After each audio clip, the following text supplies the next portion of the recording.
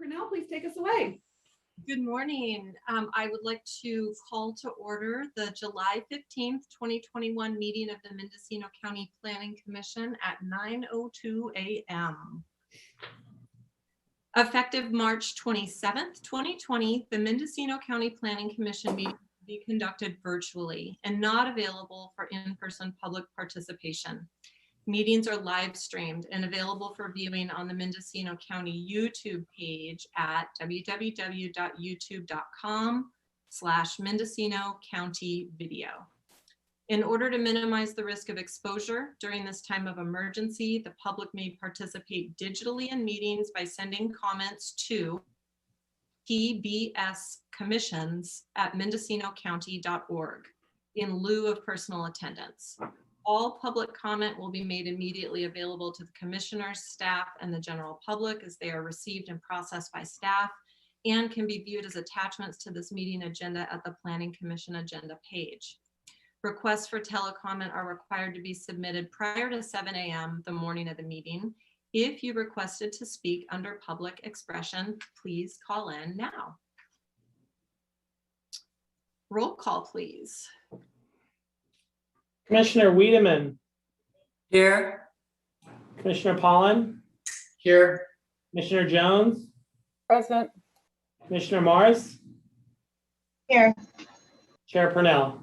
Here. Thank you. And do we have a determination of legal notice? Yeah, legal notice is on file with this office as published through the Mendocino Coast Beacon. Fantastic, thank you. And any director's report this morning?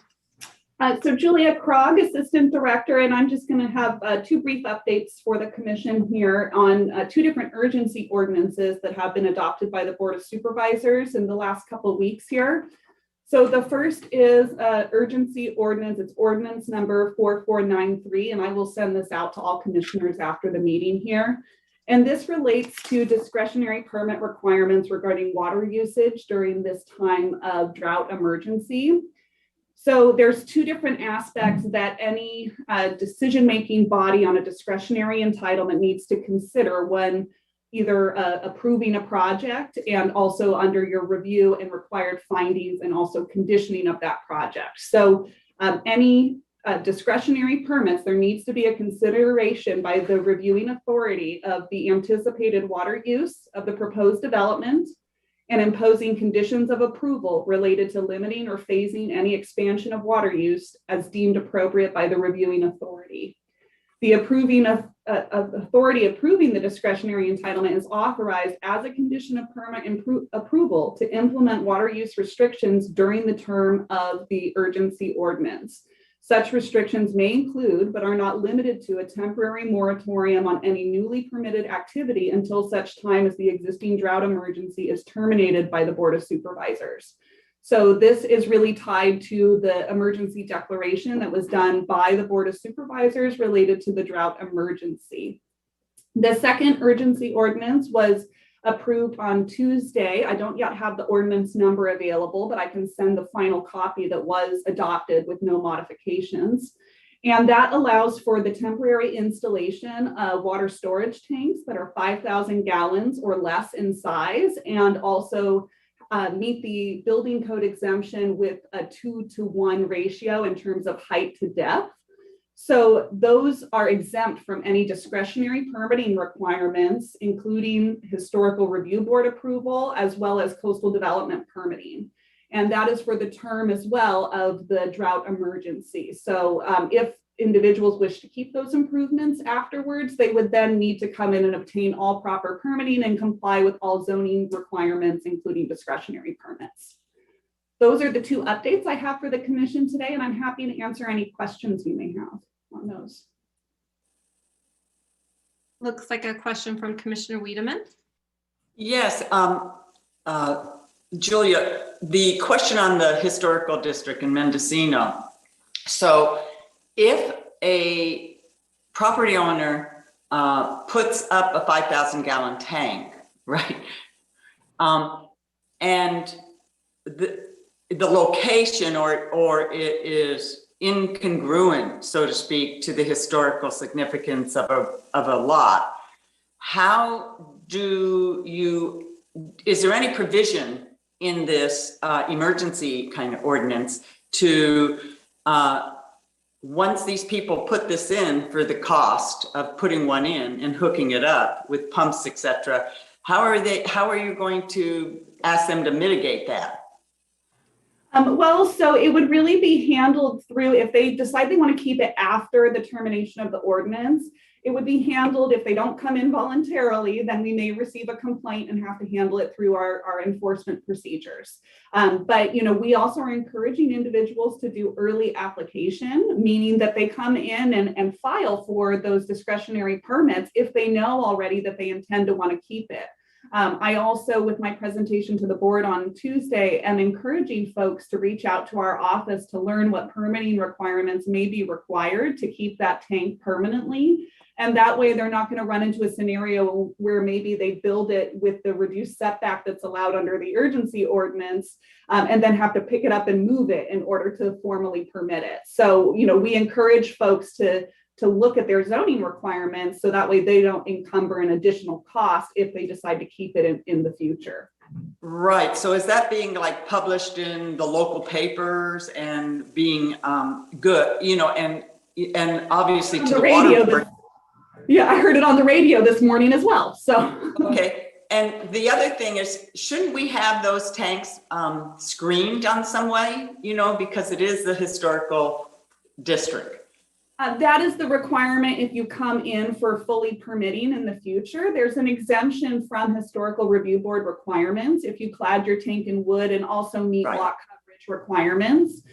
So folks are certainly encouraged to look at that as well, because if they make it so they meet that exemption, then they're not going to need to come through the review board approval in the future. But this is similar to the temporary business modifications for COVID-19, where really trying to relax the standards to allow folks to continue to operate and or utilize their residence or business during this time of drought emergency. But it does not, exempt them from needing to comply with these requirements if they wish to keep them in perpetuity.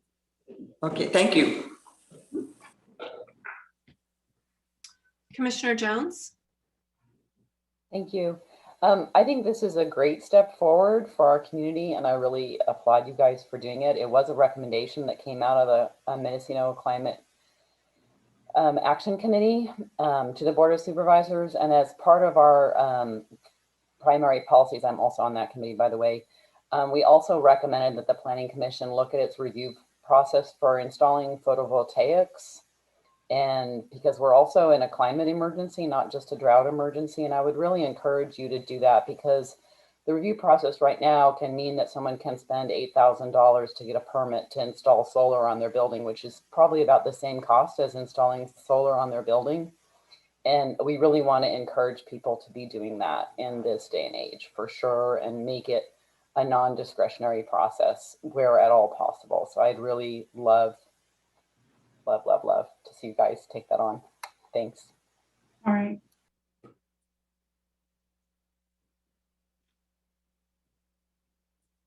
Oh, Chair Purnell, you're on mute. There we go. Any other questions on the report that Julia gave? Okay, none seen.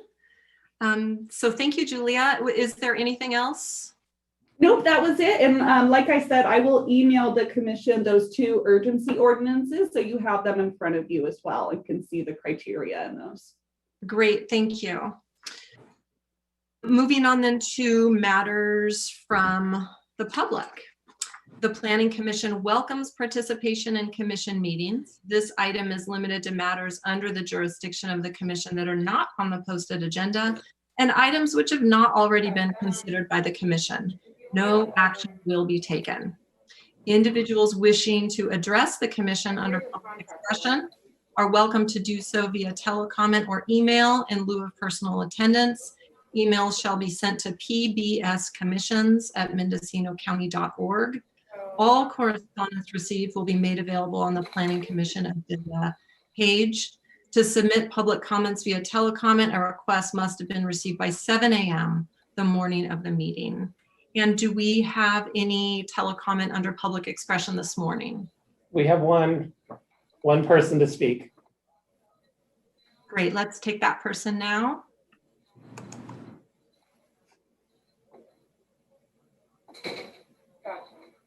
All right, on the line here, we have Anna Marie Weibel. Anna Marie, we will start the clock once you begin speaking, and you have 3 minutes. Good morning.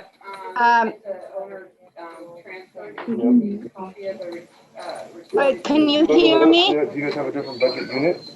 I hear a lot of background noise. There we go. That should be better. Now, please go ahead and begin your comments. Good morning. Can you hear me? Yes. Hello? Okay. Yes, we thank can. you.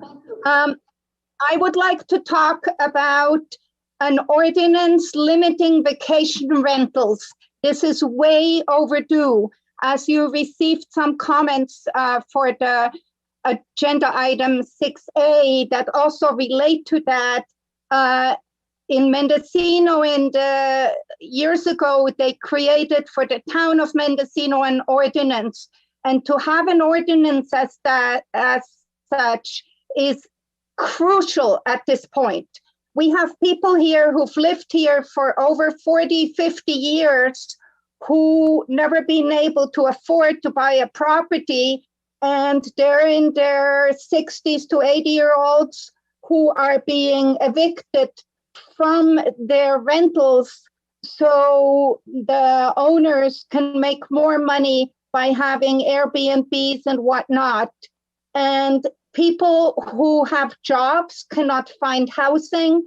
It's not affordable, it's not available.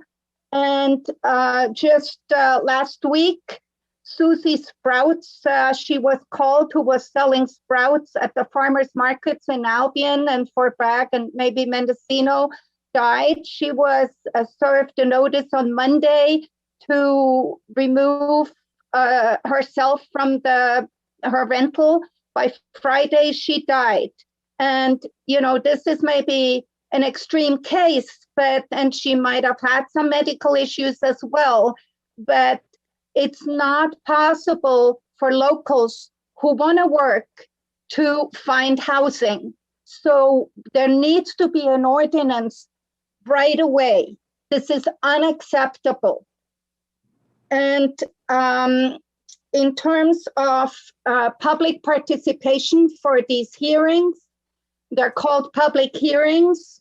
There is no reason that these public hearings cannot be opened up to the public now. It can be a combined version where people can still talk on Zoom or call up and also show up, because the Public Resources Code says that we need to have the widest opportunity for public participation. Also, CEQA guidelines say how crucial it is for the public to be able to speak and be heard, be seen, and this needs to happen. It's long overdue. And Fort Bragg, for example, is doing that, and there's no reason the county can't do that. And also, I'm concerned that there aren't more regulations as far as logging is concerned at a time of drought. It is not okay for trees to be cut down without needing any permits, because at a time we're at right now. Thank you.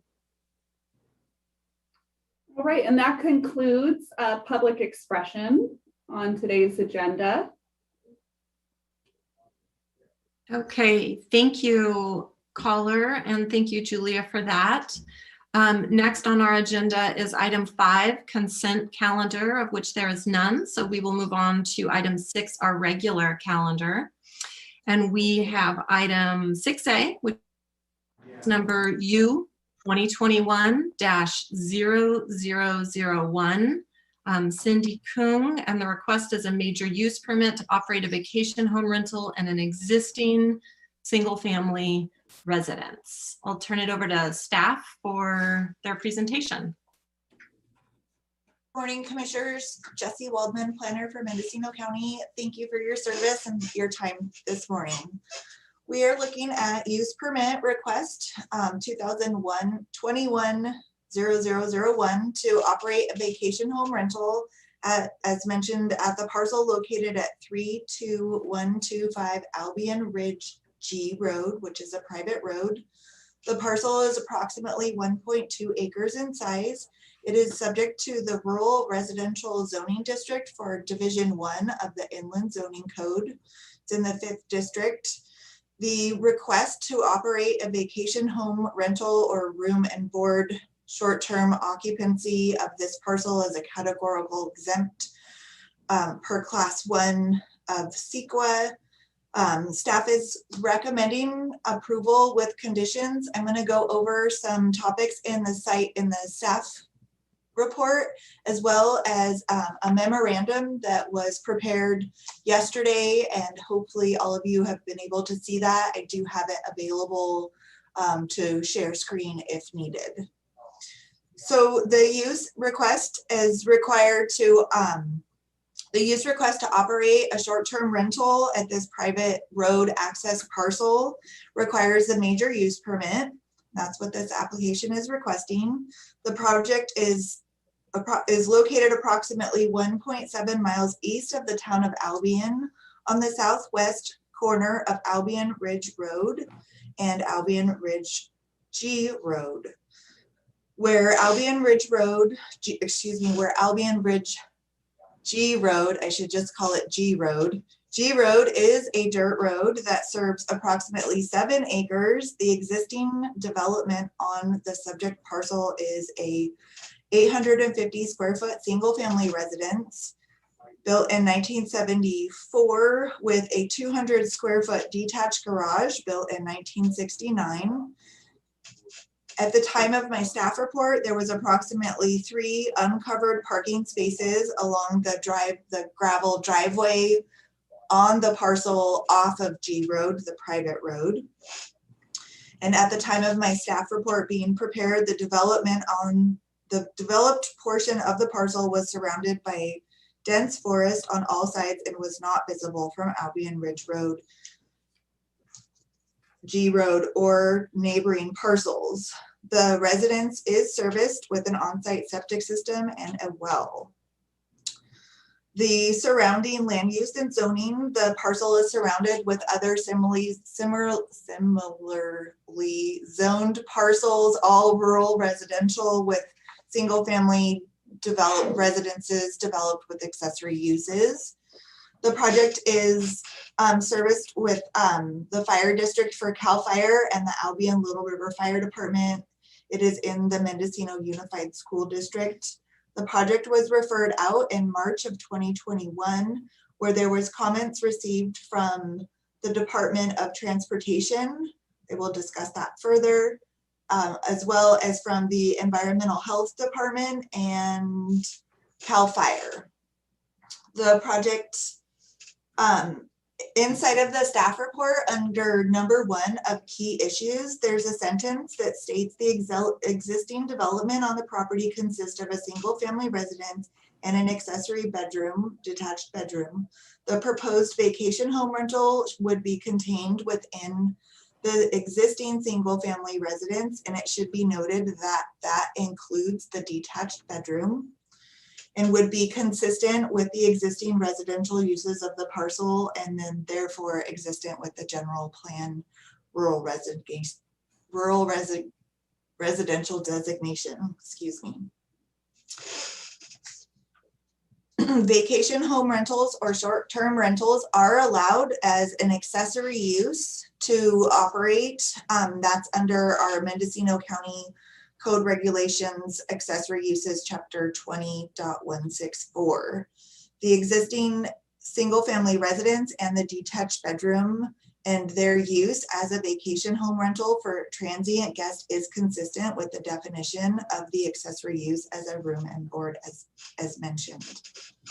An excessive number of transient occupants in a vacation home rental could result in overflow parking demands excessive noises, and an overall activity level in excess of that typically associated with a single family residence. For this reason, staff recommends conditions 8 to limit the number of overnight occupancies based on the size of the structures. It should say structures. The limitation restricts occupancy to 1 occupant per 300 square feet, which is derived from the Uniform Building Code dwelling occupant loads for establishment of egress requirements. The proposed vacation home rental is a combined 1,050 square feet. That's the residence and the detached bedroom, which allows for a maximum occupancy of 3 guests. Recommended conditions 9 and 10 establish limitations on temporary uses, which are principally permitted with single family residents and are not intended with the commercial use of the property as a vacation home rental. Just a couple more things here. Recommended condition 11 clarifies that this permit may be subject to modification or revocation if operation of the vacation home rental results in substantial or unresolved complaints by nearby property owners and or residents. Additionally, conditions 12 through 22 are recommended to establish requirements for the operation of this vacation home rental. There are no,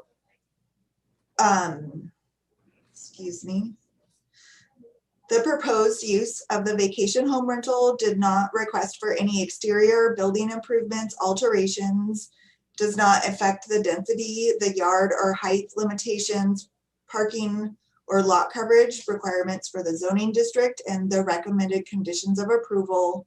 The operation of the vacation home rental, if approved, would be consistent with both the general plan and the zoning districts. I am going to skip forward to my memorandum, which I hope that you guys have seen. I did label it attachment A, B, and C.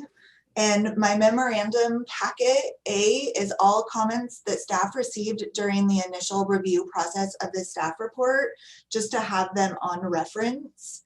I'm going to not go over those, but go to attachment B, where I have received additional comments from agencies, and that was from the Department of Transportation and from CAL FIRE. So specifically with the Department of Transportation, this memorandum that I prepared, there should be a correction to my resolution, the staff's resolution for 21A. I had a typo where the... Jesse, sorry, this is Allison. I'm gonna go ahead and initiate screen sharing at this point, because I think it would be really beneficial to the commission and the public to be able to see these items, especially because there's pictures and whatnot later on. Okay. Thank you. Thank you.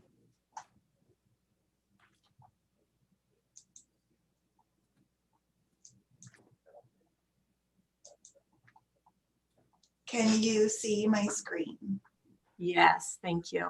Okay, so staff prepared this memorandum yesterday, and it was posted available on our website through the Planning Commission agenda. And it's additional comments for the agency departments and revisions to a condition of approval.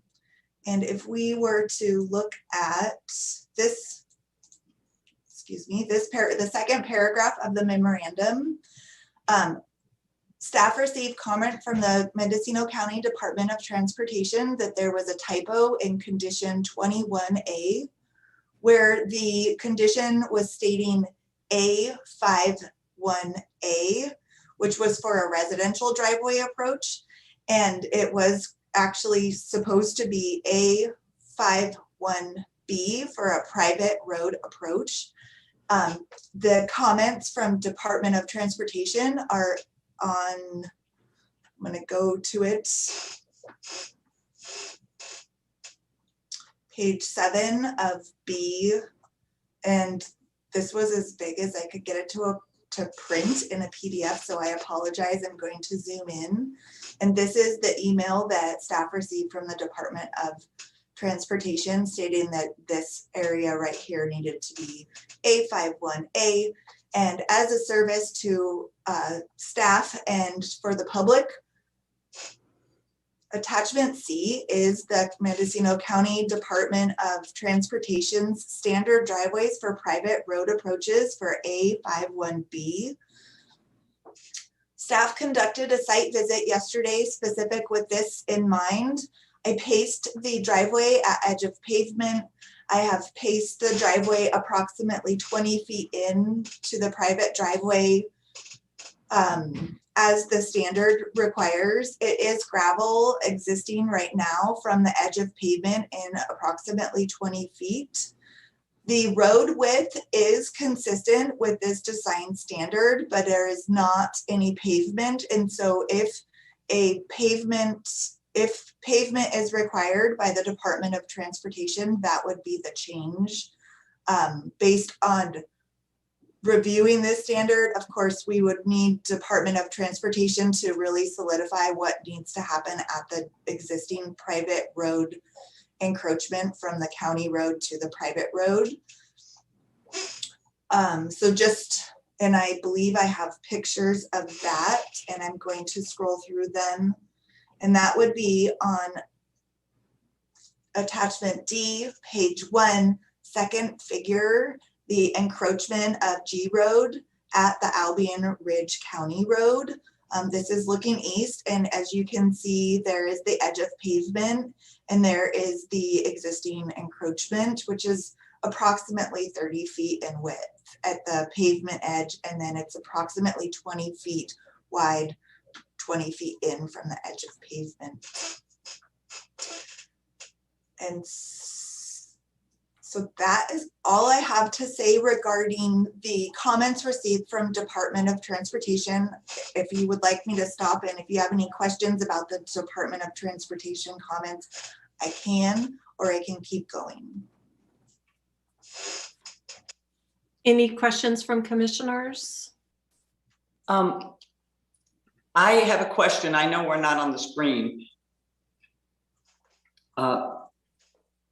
Chair Parnell.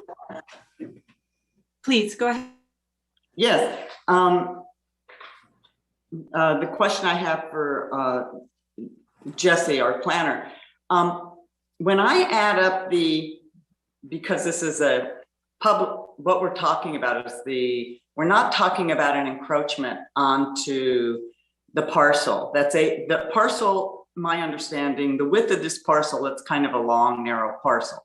I believe at the front where is adjacent to Albion Ridge Road, it's about 90 feet wide. The DOT's request, and I have to find it here, but is, I believe when you add up what they're asking for, it's 122 feet, linear feet in length, once you do the radiuses.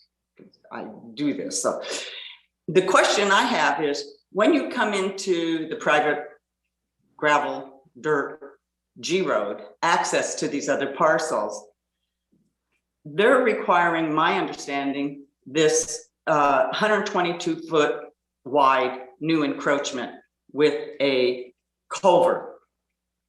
Is that correct? That's where this placement is. That's my question, Jesse. Thank you, Commissioner Wiedemann. So it is my understanding that the Department of Transportation is requesting that the improvement from the county road onto the shared private G road is being asked to be updated. I am not a professional by Department of Transportation to say whether the road needs to be wider. I know that I paced off roughly this 30-foot section of where the actual driveway is, but where the curves are and where a culvert is or is not, I did not look for a culvert underneath G Road going parallel with Albion Ridge Road. This has been brought up to the landowner multiple times to make sure that they are aware of the requirements of Department of Transportation. And I would like to note that one of the conditions recommended in the staff report clearly states that if that prior to issuance of a business license or prior to issuance of any building permit, should they ask for a building permit to operate this use type, would need to show that they've satisfied the Department of Transportation's guidelines. So a business license would not be issued or approved by the planning division until our office has received notice from Department of Transportation that this has been satisfied, as well as communicating with the landowner if there's a road committee or a group of landowners that are aware of this requirement that is being asked of the shared road. I have another question, if I may, a follow-up question, Chair. And I know this property because I'm actually an Albion resident. On our maps, is G Road part of another parcel and it's a prescriptive rights? So what parcel is it connected to? Is it the one north of the applicants, or not north, east of the applicants? Senator Waldman, the driveway, and I can share a map or I can refer you to attachment, one moment, F inside of the staff report, that it is the parcel to the south, directly to the south. Where is it?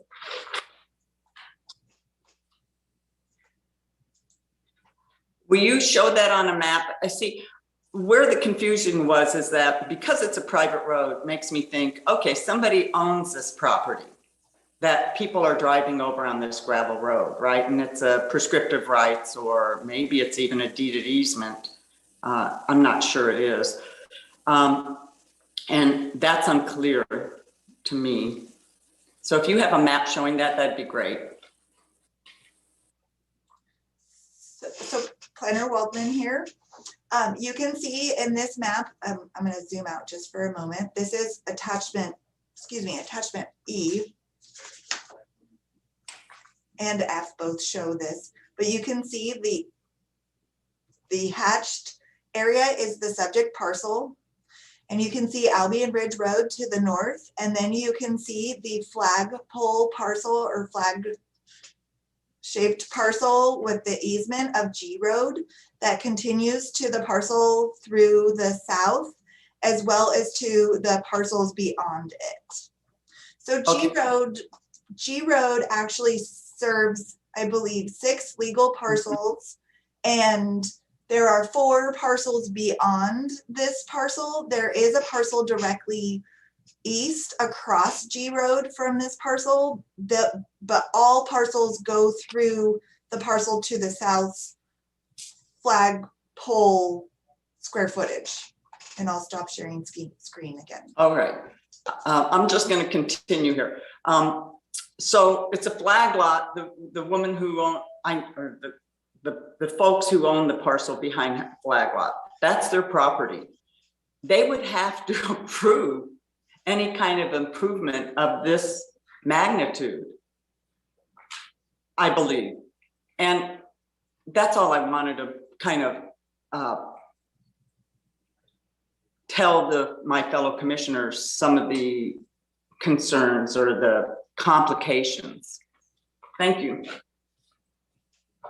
Thanks, Commissioner Wiedemann. And I'm wondering if County Council cares to weigh in on this issue. I'm sure it's come up before, of improvements on private roads when you're dealing either with deeded easement or prescriptive easement and ownership by another party.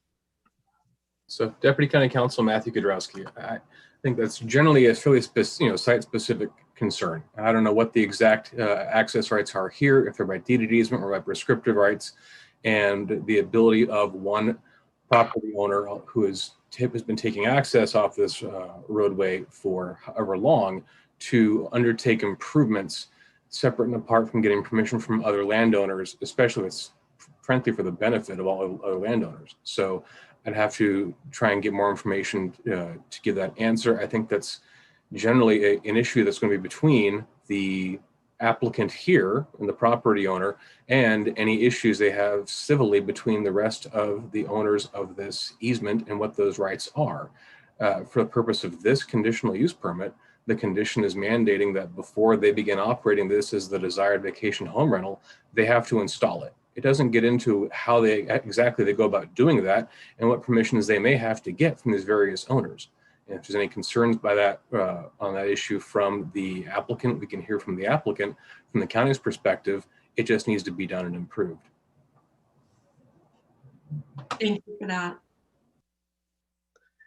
Okay, I believe Jesse was asking for any additional questions on the DOT issue, and you probably have more in your presentation. I do. Thank you, Commissioner Purnell. Jesse Waldman, Planning. I would like to bring your attention back to our memorandum, the very first paragraph. I would like to talk about staff received multiple public comments with pictures and information about the existing site and concerns. And as a result, there has been some tree removal on this parcel. And so part of my understanding of what is required for Mendocino County and what is allowed and what was asked for, I would like to state three things. Is that at time of this application, there was no proposed tree removal.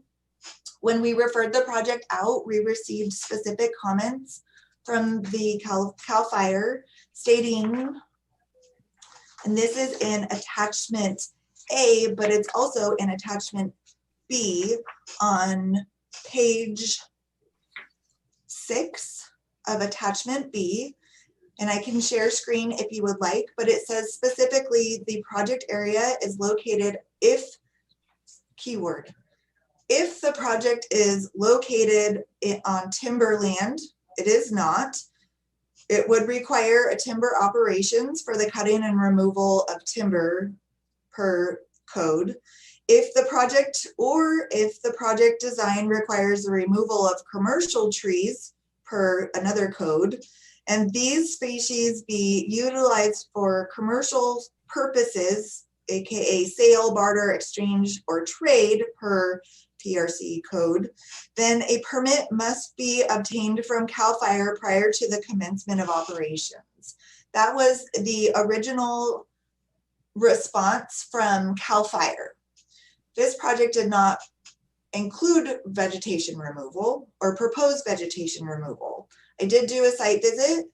I shared these comments and saw that there was tree removal after preparing my staff report, contacted the landowner and said, please verify that you have been either exempt or have the necessary permits from CAL FIRE. Due to the public comments received, I conducted another site visit, and I also reached out to the Department of Forestry and Fire, CAL FIRE, again, with verification of whether or not a permit had been required or if it was exempt.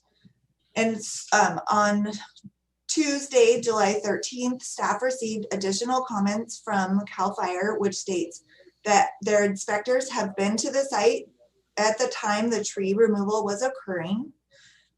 And during the previous site, the CAL FIRE determined the owners were clearing trees for their personal use and were not converting the site to another use.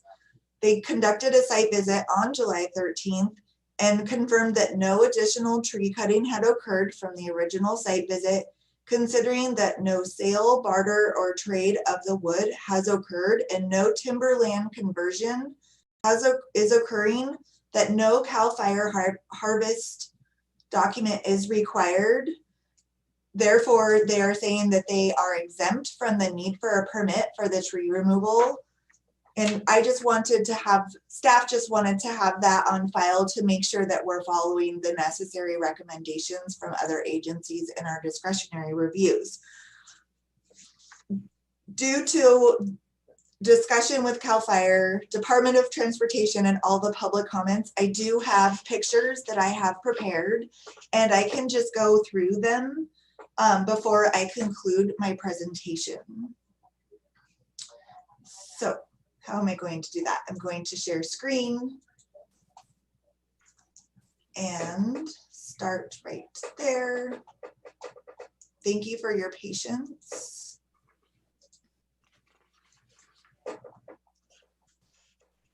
I believe that I have 9 pages, which means I might have 18 pictures to just show you. I would just like to say that this is the view from Albion Ridge Road on the county road at the edge of pavement, just west of the encroachment onto G Road.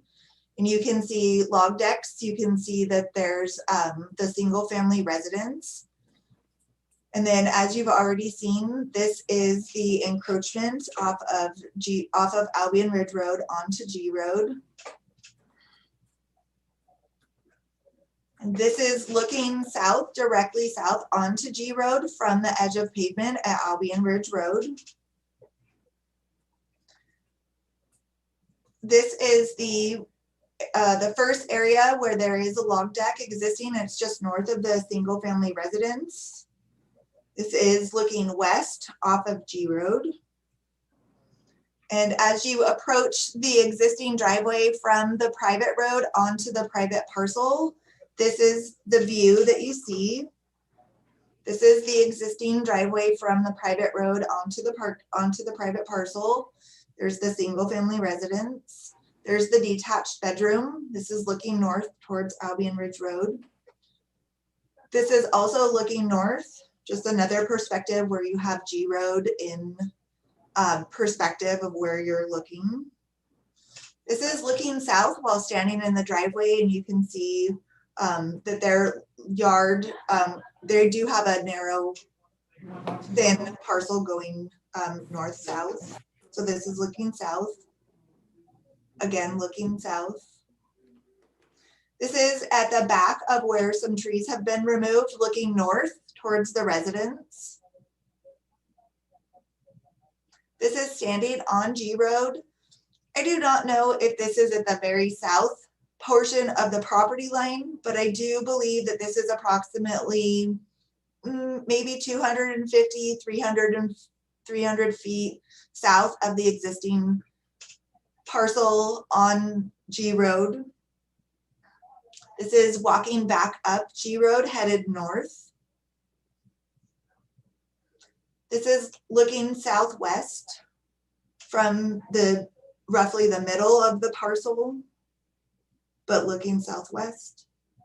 This is roughly the mid area of this parcel, looking directly south as G Road continues to the adjacent parcels.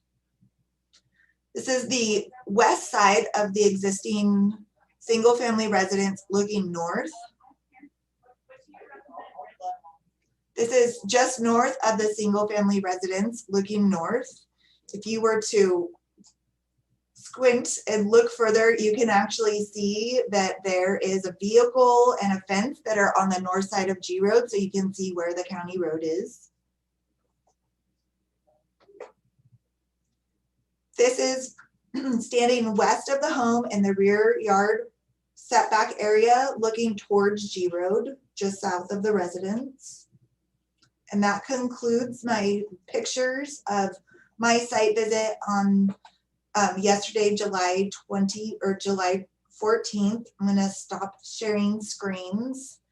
And I would like to just take note that inside of the resolution is the attachment A that includes the recommendations of conditions of approval, specifically that this vacation home rental, if it be approved, it be limited to no more than 3 occupants.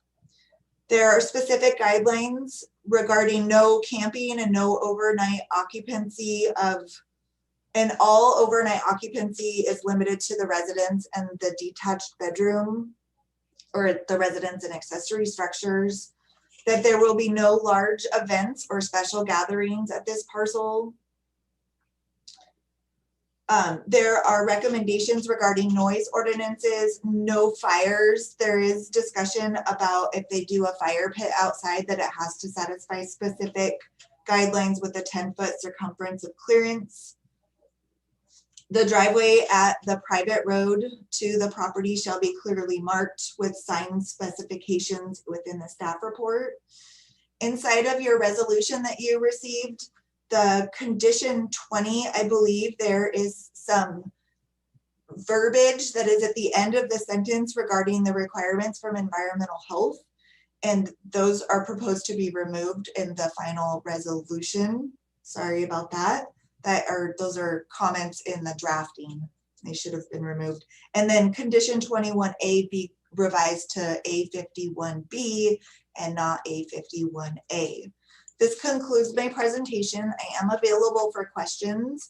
I do recommend conditions of approval, as if followed with the conditions of approval, it would be consistent with our land use regulations for the general plan and the zoning district. And thank you. Thank you, Jesse. And just a clarification, is it proposed to strike condition 20 altogether? No. And maybe I'm only seeing it, Planner Waldman here.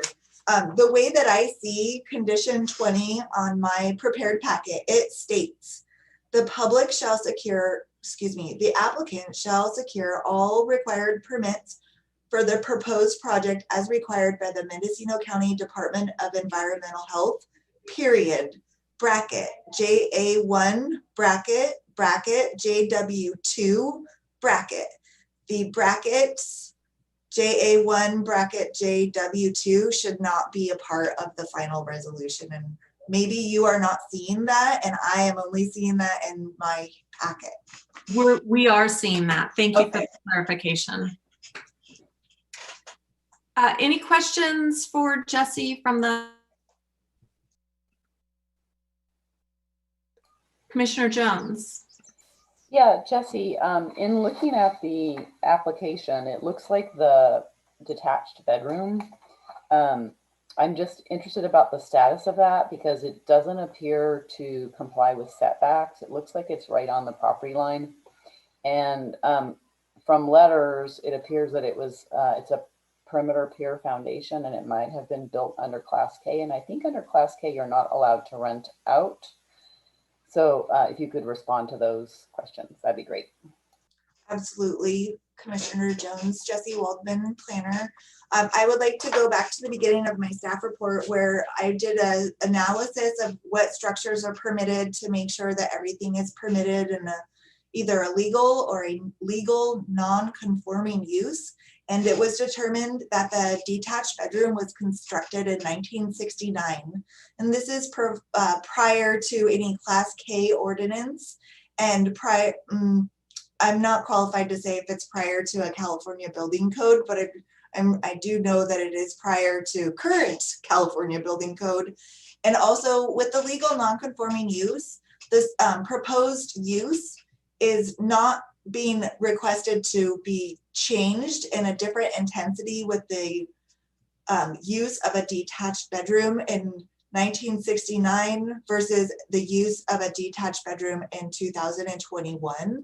And with the legal non-conforming, the setback guidelines would be allowed to be continued as a detached bedroom.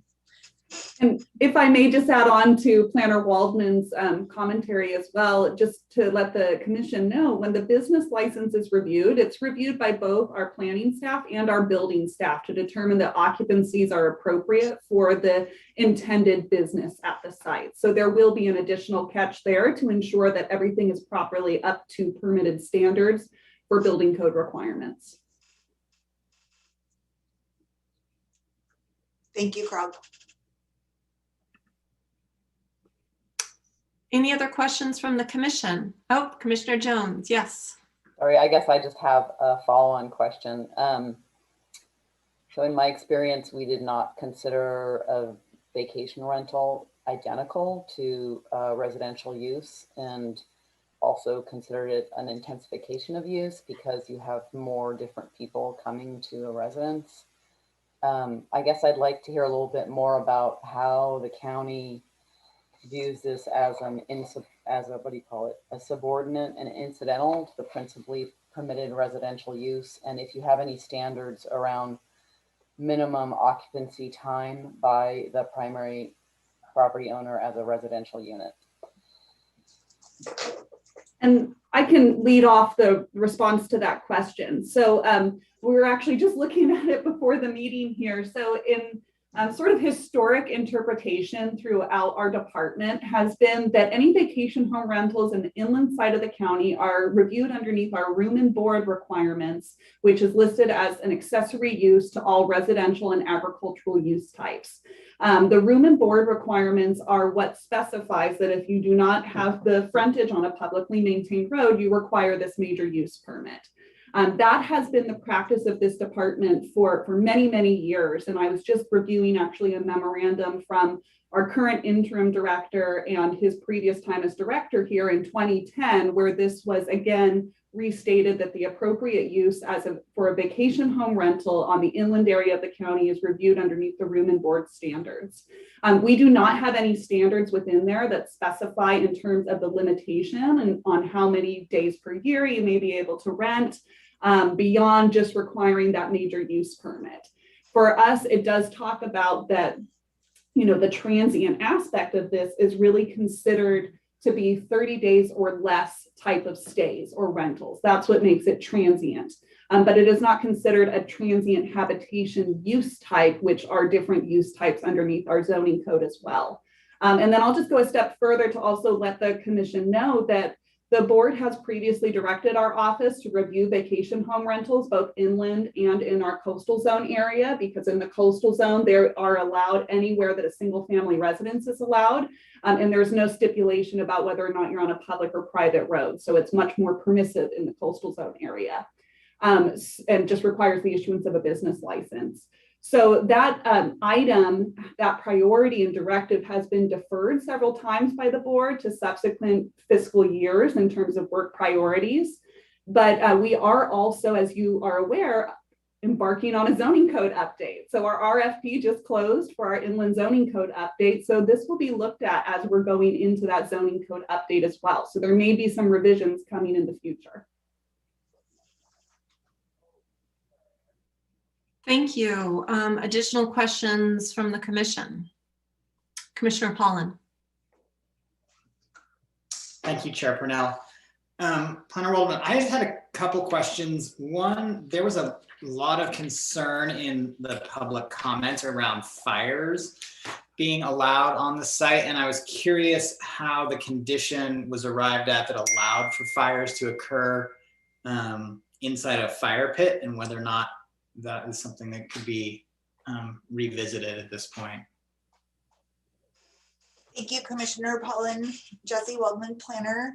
At the time of preparing the staff report,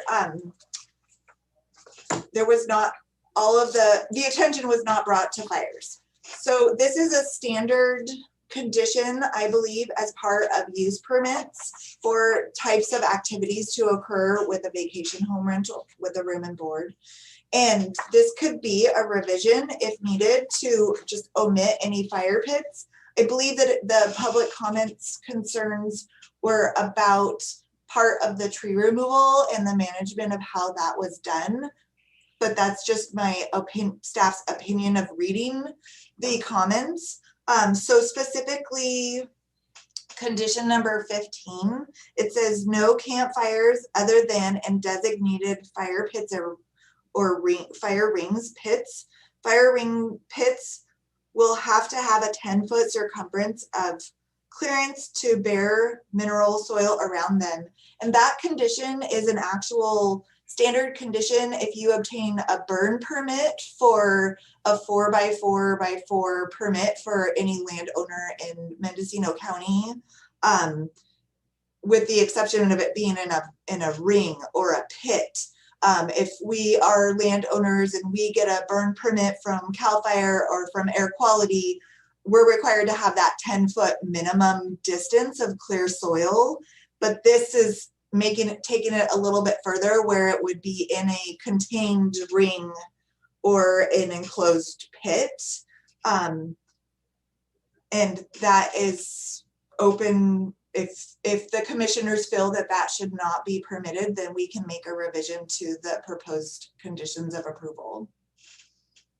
Does that answer your question? It does. I mean, I know when you get an air quality permit or a CAL FIRE permit, though, it's also limited to a time of year where fire danger is, declared to be at a minimum. We're talking about, if we have a fire ring and a fire pit there, it's an invitation to have a fire at any time of the year, which in looking at the photographs, this does not seem like a great location to encourage summertime fires of any sort. So if it was legally permissible, my inclination would be to strike that entirely, or to just basically say that outdoor burning shall not be allowed as a condition of this permit. And then my other question was, and I didn't see this in any of the conditions, but again, in reading a lot of the public comment, it seemed like much of the concern with the vegetation removal was the increased visibility that this project would now have on neighbors. And I don't know, again, I'm fairly new to the commission. I don't know if these conditions are ever put on there, but is it possible to have, vegetation installation and management conditions that would screen this parcel from view as a condition that could be implemented as well? So if I may address that, I would just like to let the commission know, anytime you're thinking about adding a condition, I mean, certainly the commission can choose to add a condition of approval. You just need to consider the nexus between the impacts related to the project and the condition that you're requiring, as well as the proportionality with that. Landscaping plans are somewhat subjective. So typically we do like to see those as part of a packet coming forward. So that way there's not, non-native plants placed in there. And then also that's in front of the decision-making authority when reaching a decision on a site. Right. I mean, I guess I understand the need for proportionality, and I would like to make sure that if we do approve this, it's not a disproportionate burden on the landowner. And at the same time, there's been substantial alteration to the land through the clearing of vegetation that in itself changes the character of the neighborhood, and the comings and goings of people in the vacation rentals might have it could have a higher impact on the neighboring parcels as well. So that's why I raised that question. Sure, and if I just may add one additional comment to that is the county does not have standards that protect private view sheds necessarily within our regulations. So I just want to make sure that that's clear. We do have standards that protect public view sheds, but not private view sheds. Okay, thank you. That's all I have at this time. Thank you. Great. Thank you, Commissioner Paulin. And I believe that there's a high likelihood that when we after we hear from the applicant, assuming that the applicant is here today, we will be bringing this back to the commission for discussion. And at that time, I also have some other additional conditions that I would like to bring forth for discussion by the commission. So at this time, I see Commissioner Jones' hand raised and would ask for any final questions for Jesse before we give an opportunity to the applicant. Yeah, sorry to come back one more time. It would be really helpful for me, Jesse, if while we're hearing testimony and hearing from the applicant, if you could pull up the actual use permit findings language, like what is required by the code in terms of a finding for a use permit, because the staff report just has what the use permit number is. I don't actually know what the requirements are for that finding. And so it makes it hard to compare your analysis with what the finding requirements actually are. If we could look at that, that would be super helpful, and I appreciate it. Thank you. I mean, I could try and dig it up, but I kind of need to listen to everybody. So yeah, thank you. I will get those up. When you ask for me to share them, I will try to be as prepared as promptly as possible. If I may, Commissioner, to the chair, may I make a recommendation? Yes. Condition 15, talking about fires. No campfires other than in designated fire rings or pits.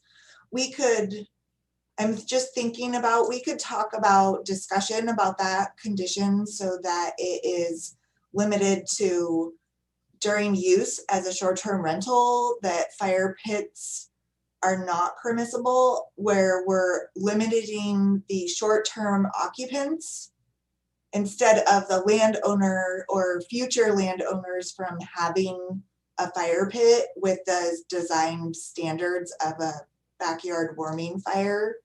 At the appropriate time, we can talk about that discussion or that revision if needed. I don't know if I answered Pauline's question properly or addressed his concerns. I think we are going to need to hash out condition 15. And my suggestion is to wait until we bring it back to the commission for discussion.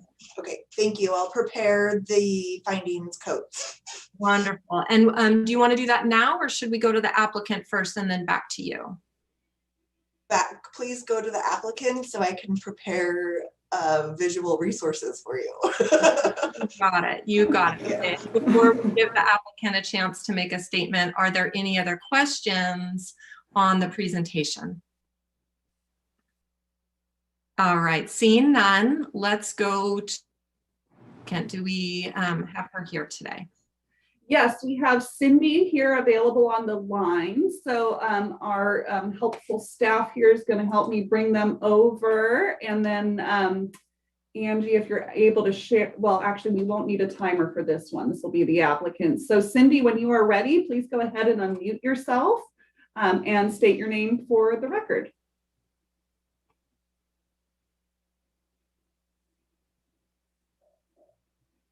Oh, Cindy, it appears you've muted yourself again. The unmute button is in the lower left-hand corner of the screen. Yes, I'm here. This is Cindy. Can you hear me well? Yes, we can.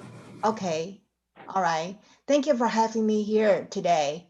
I'm the owner of the 32125 Albion Ridge Road.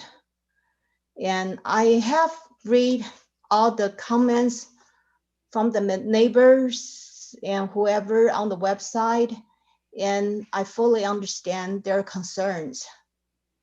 Well, I want to state that I want to be a good neighbor as well as a contributor to our local community. I'm open up for any suggestion to make this place a better place to live. And here's here's my response to the issues from the comments on the website. Like, according to the California Fire and Forest Department, cutting the trees from the property does not require the permit if it's not for commercial use. I have the email from the fire department, and I have forwarded to Jesse. I'm not planning to use the lumber for commercial purpose. For those lumber that cut down, I will use to make the home improvement. For example, like doing the fence on the pavement on the ground to lower the dust level, and sort of and other things. I have a landscaper. I'm working with them, and he suggests me a couple of things, but I'm still working on them. We don't have the final blueprint yet. As soon as I have further, anyway, we're gonna use for the property improvements, no commercial use. And by the meantime, I have planted other trees. I already planted 3 sycamore and some olive trees. I want to make a little bit different, beautiful scenery, you know, on the property. And I plant a couple of flowers, and I want to make a beautiful garden. And also I'm thinking of planting maple, gingos, and other colorful trees around the area. Plus, I want to grow lots of flowers to make the area look beautiful. And I believe by doing this will increase the value of the property. And this will end up benefits all the neighborhood, right? besides, in regards to the vacation rental, I have signed up with the Vacasa company, which is a professional property management company for vacation rentals. And Sarah, she was here in the meeting, but she just texted me that she has to leave, so she just left. And she has a response to, we have a letter posted and we forward to the commissioner yesterday or day before yesterday. And she has wrote, addressing all the issues regarding the renters' behavior and the regulation that we will do in the future in case, we rent this out. Last but not least, I want to make contribution to the local community of Mendocino by bringing more tourist business opportunity. Mendocino is a beautiful city, and this is a beautiful place, and we want to make it better, and we want to share with more our folks and visitors. That's my comment. Do you have any question for me? Any questions for the applicant, Commissioner Wiedemann? Yes. Yes, Miss Kung, I have a question. Did you talk to your neighbors? This is just a question, right? Because you mentioned you want to be a good community member and neighbors. Did you talk to Roberta Belson, who owns the flag lot, and talk to her about what you wanted to do ahead of time? Because basically, since she owns the property that people have to traverse on to get to their parcels, she would be kind of very impacted and a key figure. Did you do that due diligence? I'm sorry, who you mentioned? Who's the person you mentioned? Roberta Belson, she's your neighbor. Roberta. Behind you. The cellist. I'm sorry, I don't know her. On our G Road, we only have 4 residency.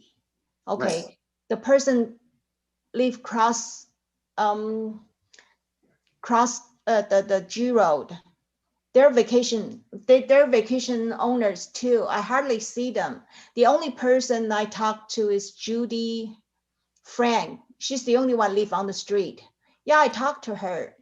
She's a very nice lady.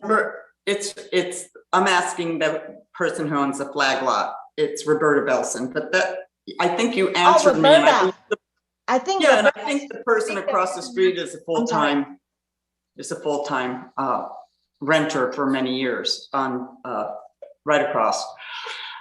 Thank you. Yeah, I'm sorry, excuse me. Now I remember Roberta, she's not live there. She owns that place, but she's currently in LA for some medical reasons for a couple of months already. So I don't have chance to talk to her. Now I remember who Roberta is. I'm sorry. Okay, thank you. You're welcome. Yes, please. Marie Jones, Commissioner Jones. I think the chair is supposed to call me, but thanks. It's Jones, Cindy. Yes. So I was curious how much you plan to live in this house yourself in a year. How many weeks do you think you'll be there? I don't have a clear. I don't know. Eventually, I'm still working now. And we only go there, during the long weekend or whenever me and my husband, we have time. Our long-term plan is we plan to build another house on the lot and retire there in the long run. I don't know, this might be in 5 years, 10 years. I'm not sure yet, but that's our plan. Okay, so for now you're there maybe a couple of weeks a year is what you're saying altogether. For last year, maybe more. We went there almost every month for a week or so. So because, we have more time, stay here. But average, and before we owned this place for a couple of years already, In the past, it all depends. We're busy. We probably don't visit there for a couple of months, 3-4 months, and leave it open, leave it there, and have some issues. You know, we need to hire somebody to clean and sort of things. So we think about if have somebody live there, might helps the whole environment. You know, keep it clean and other stuff. Okay, thank you, Cindy. I appreciate that. Thank you. Any other questions from the commission? I'm looking through for hands. I don't see any. So thank you, Ms. Kung. I think that concludes your presentation and our questions of you. Thank you for being with us today. Thank you. Thank you. Thank you. At this point, let's bring it back to staff and see if Jesse has anything else for us. Almost. Getting close. Getting close. I think that I understand the request, and my understanding is that you would like to see the code that is referenced in the use permit findings. And so would you like me to share the screen while we're listening to comments? And I guess I'll share screen now and show you what I understand that you're asking. Now, if you can see, Yes. this is the code for the findings for the inland use permits. This is specifically chapter 20.196 for use permits and Yes. the section findings. And then if you want me to switch back and forth between the resolution that is part of this presentation, I can do that.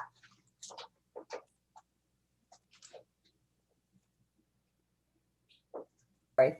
I don't know if that question was for me, but I'll respond since I made the request. I think that's fine, and I appreciate that you got this up for us. I don't need to see them side by side. I just wanted to see what they were.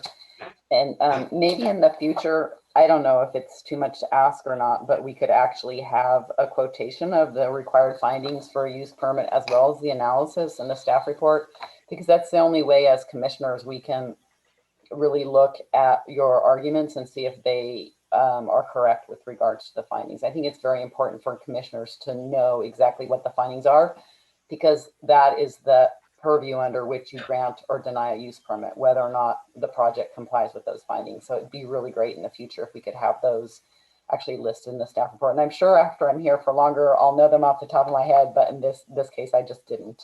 So thank you, I appreciate it. Great, thank you, both of you. Always good to go back to the letter of the law. Right. Okay, so I believe we're bringing the discussion back to the commission, and I'm going to suggest that we go commissioner by commissioner. If I may, Chair Purnell, we still have public comment to hear as well. Oh my goodness, thank you for keeping me on track. Let's not wait any longer and go to public comment. Thank you, Julia. All right, and I see we've already got our first public commenter brought into the room here, Vivian Reading. So Vivian, when you are ready, please go ahead and unmute yourself. It is *6 to unmute if you're on the telephone. And we will begin your time once you begin speaking.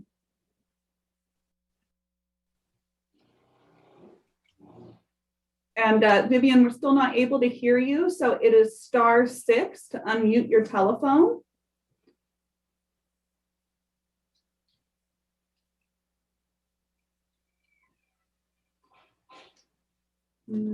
Still not seeing unmuting.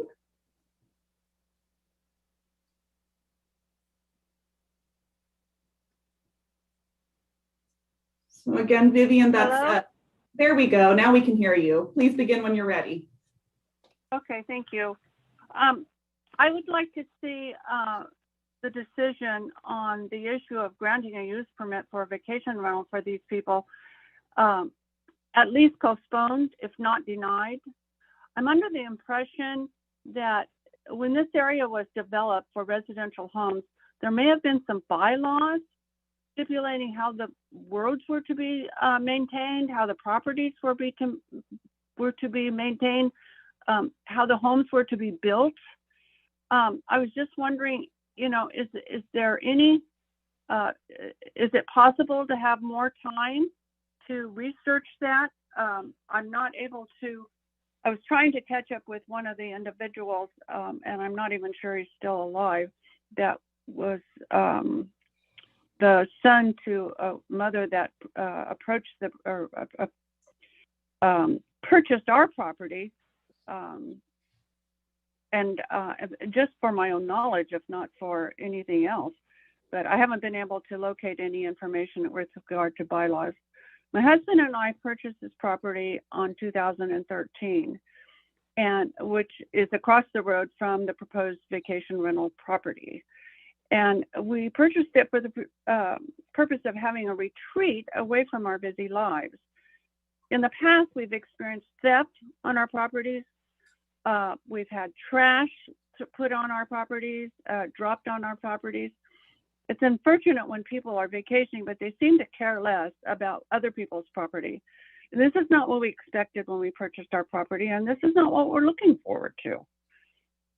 In addition to that, I was wondering what steps are surrounding the property owner's use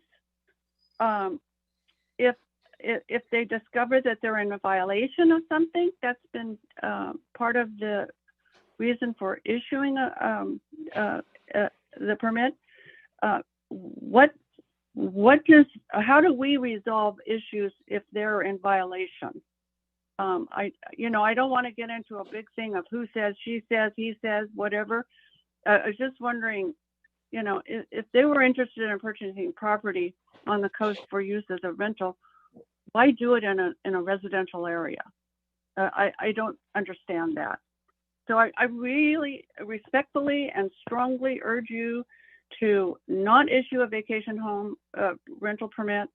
I have to speak if I have to speak to anyone, and I have not yet been able to speak to anybody that's in favor of this. Everybody is opposed. And I just really would like not to see it. I mean, I don't mean this sarcastically or in any bad way, but really, would any of you want to, I know it's rules, but would any of you want to live across from a vacation rental or purchase property from a rental purchase property that is across from a rental property that you could see and visualize and deal with these people? So that's basically what I have to say.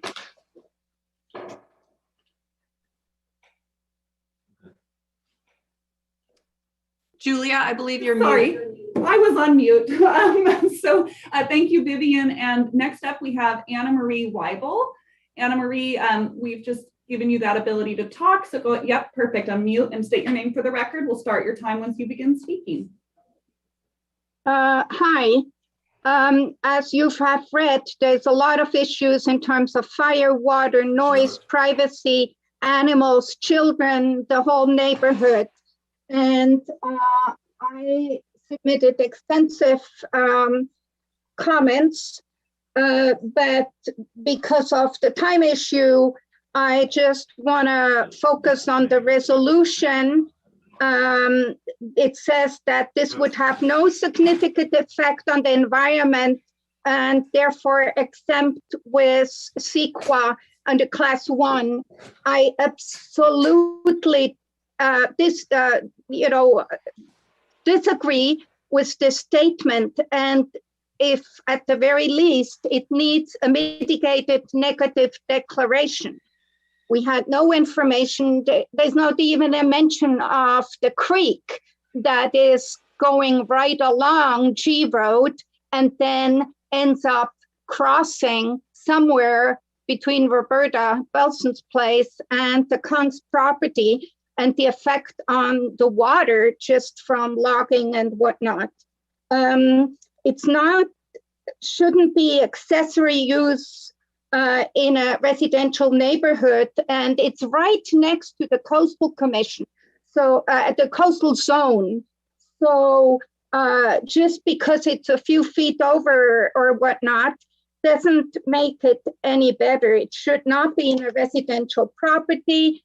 And, there's no information about how many days, how many nights it will be used if the owners are only there every 3 or 4 months. And it does not seem that the owners are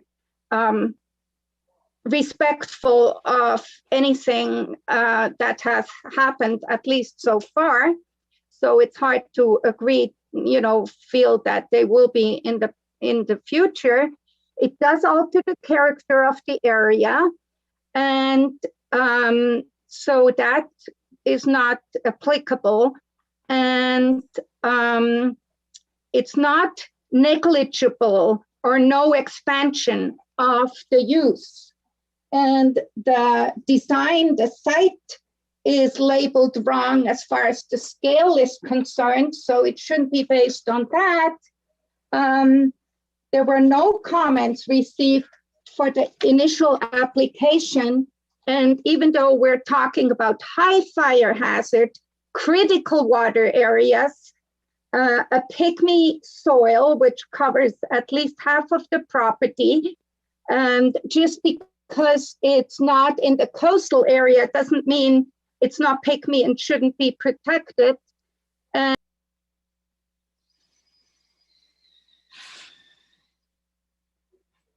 sorry, muted again. That concludes public comment for this item. So now bringing it back to Chair Purnell. Great, thank you, Julia. And I am bringing it back to the commission for discussion. You want to just go commissioner by commissioner with thoughts and questions? Sure. Okay. Anybody want to go first? I'll go first. Okay, go ahead. Commissioner Wiedemann, since it's in my district and in my neighborhood, I have real problems with this application. And actually, I would like to, I will make a motion to deny it. And I'm going to use section 20.196.02 of the findings. And what I want to say is, I've gotten several phone calls besides all the letters. So I have over a dozen residences of Albion asking for denial. I find, I just want to say on the staff report, the unclarity around a flag lot property that this owner had to transition, and that's Roberta Belson. And I'm sorry to hear she's not well, but that would have been helpful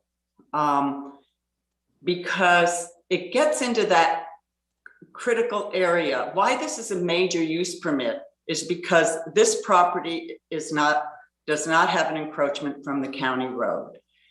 And we've been here before where it's complicated. It puts the residences at risk when you're having a visitor serving facility of vacation rental, transient energy coming into a neighborhood that people live and hope that they have their families and they think of it as residential and not transient.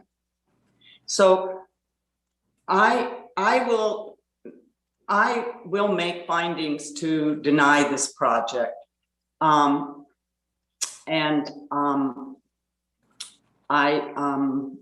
I'm very sorry that the neighborhood had to not be talked about. I want to say to the new landowner, it would have been great if you could have walked around and talked to all your neighbors, checked in.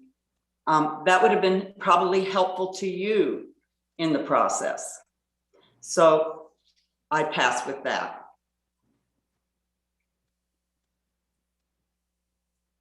Okay. Which commissioner would like to go next?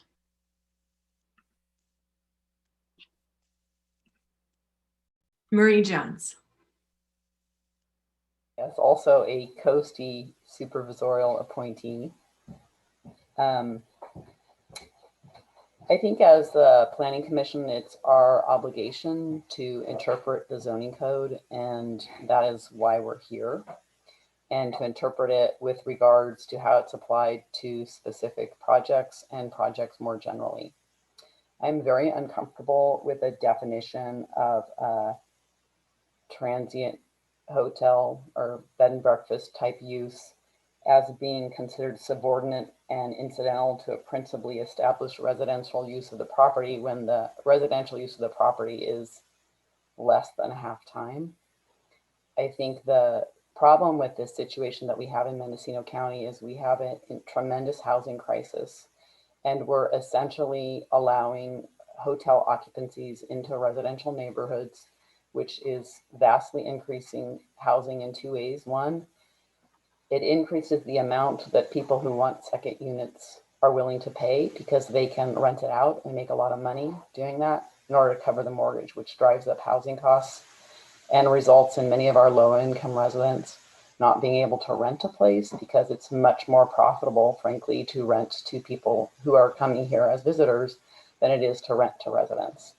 And so I think on a fundamental level, this interpretation of the zoning ordinance that says that transient occupancy is subordinate and incidental to principally established residential use is mistaken, problematic, and really, really perverting our housing stock in Mendocino County, such that housing prices are going for 150,000 times above the asking price.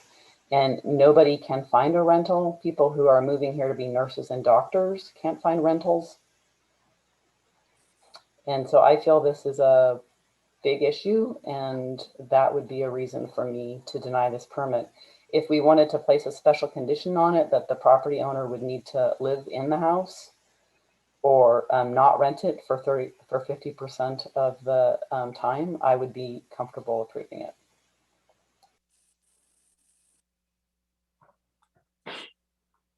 Thank you. Commissioners Pollan or Morse?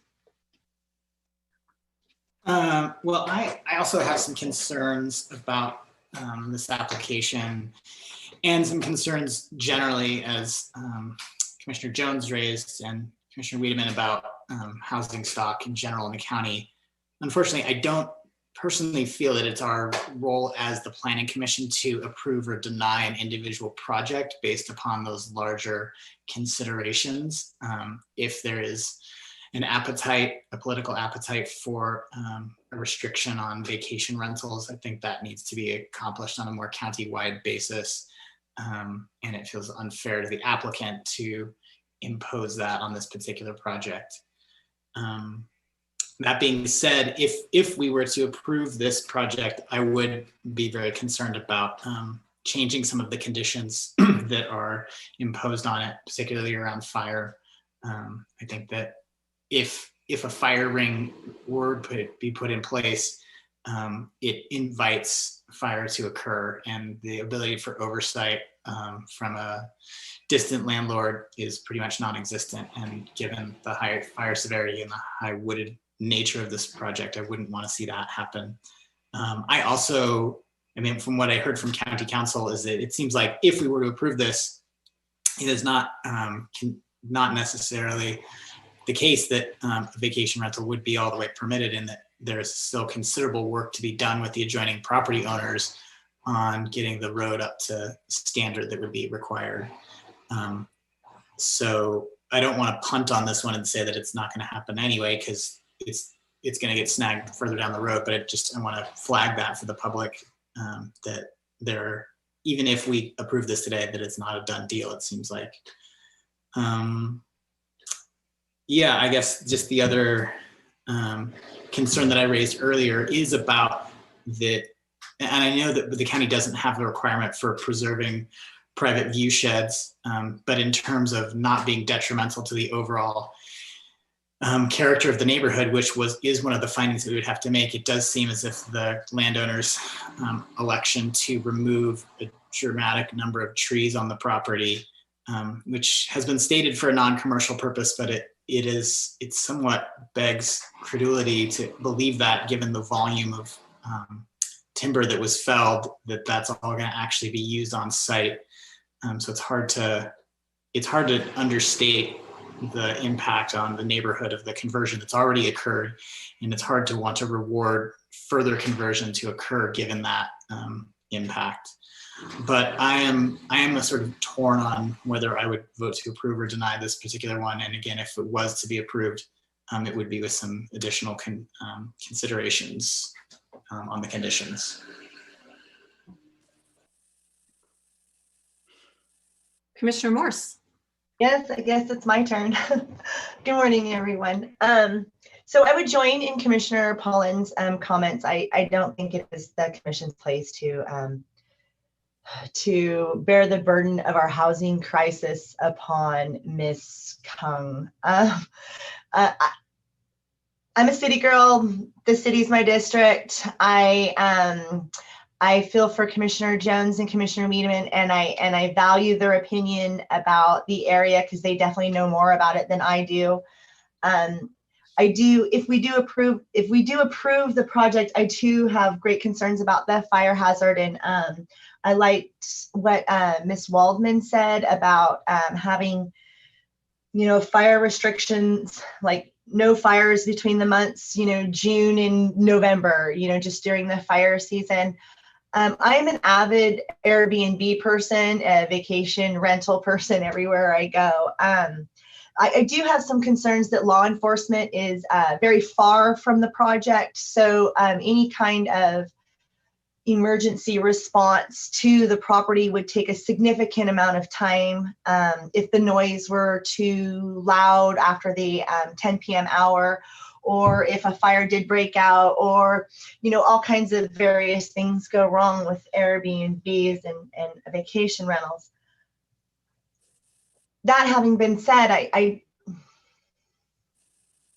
we have the findings and orders put back up? I mean, the findings, because I was just getting ready to print that when it was taken off the screen, and I just didn't quite get there in time. So I appreciated that being on the screen. And if I'm wavering for sure. I hear the concerns and the request to deny the application, and I think that there is a justification for it, but I also think that maybe it might be stretching things to thank you for putting that back up on the screen. I appreciate it. I don't know yet. Like I said, I'm on the fence. So if I were to approve it, if I were to agree to approve it, though, there would be conditions regarding the fire hazards at a minimum. So I know that's not helpful. Thank you, Commissioner Morse. And I'll pitch in my 2 cents on this too.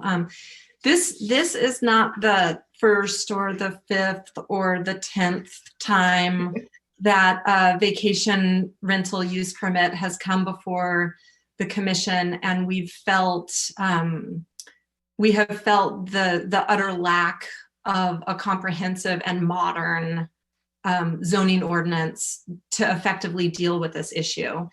And I think because of that, the only place it can really fall, and historically has fallen, is in that accessory use. And it's just not adequate, but it's kind of what we have at this point.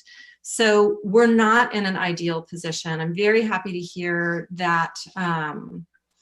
There's a zoning ordinance update that's out for RFP, and I'm hopeful that that is going to result in a modern and useful vacation home rental ordinance to help us really dive into the intent of the ordinance to minimize and mitigate impacts to neighborhoods, to the housing crisis, to the public safety issues in our county.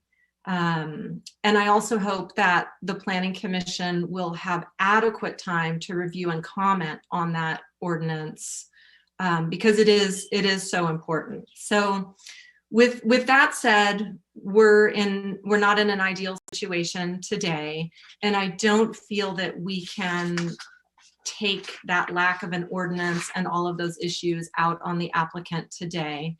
And that is why I would consider approving this application, but with a number of additional conditions and also with a 2-year limitation on the use permit. The reason that I'm suggesting a 2-year limitation is I'm hoping that after 2 years, when they would be up for a use permit renewal, we would actually have a vacation home rental zoning ordinance in place, and that this application could be reviewed at that time based on not only how it has operated and how it's in the neighborhood in those 2 years, but also in light of the new ordinance.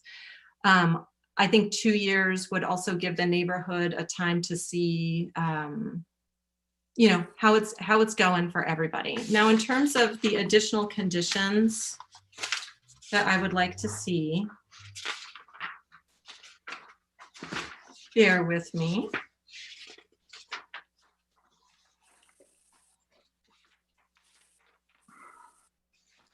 I would like to see a strict, under number 15, a strict prohibition on campfires during burn ban times. And I would rely on CAL FIRE's burn ban whenever they establish that. I am in support of DOT's recommended condition of approval. I'm concerned about nuisance issues to the neighbors. Those were mentioned in great detail in the letters and have everything to do with noise concerns, light concerns, privacy concerns, and especially because so much of the forest cover has recently been removed from the site. I actually think that that change in the site conditions is going to increase the nuisance to the neighbors. And because of that, I would like us to consider some kind of privacy fencing requirement. It could be done with landscaping as well. That becomes more nuanced, so it might be easier just to require privacy fencing. And then finally, I'm not happy to see those standing log decks and stumps still on the site. That job has not been completed. The removal of the trees has not been completed. It constitutes a fire issue. And I would like to add a condition that those log decks and stumps be removed prior to the issuance of a business license, just to complete the cleanup on the site and make it more fire safe as well. So if there are any reasons why any of those conditions would create a legal issue, I would ask County Council to weigh in on that. Otherwise, I would look to my fellow commissioners to see their thoughts on those additional commissions or conditions.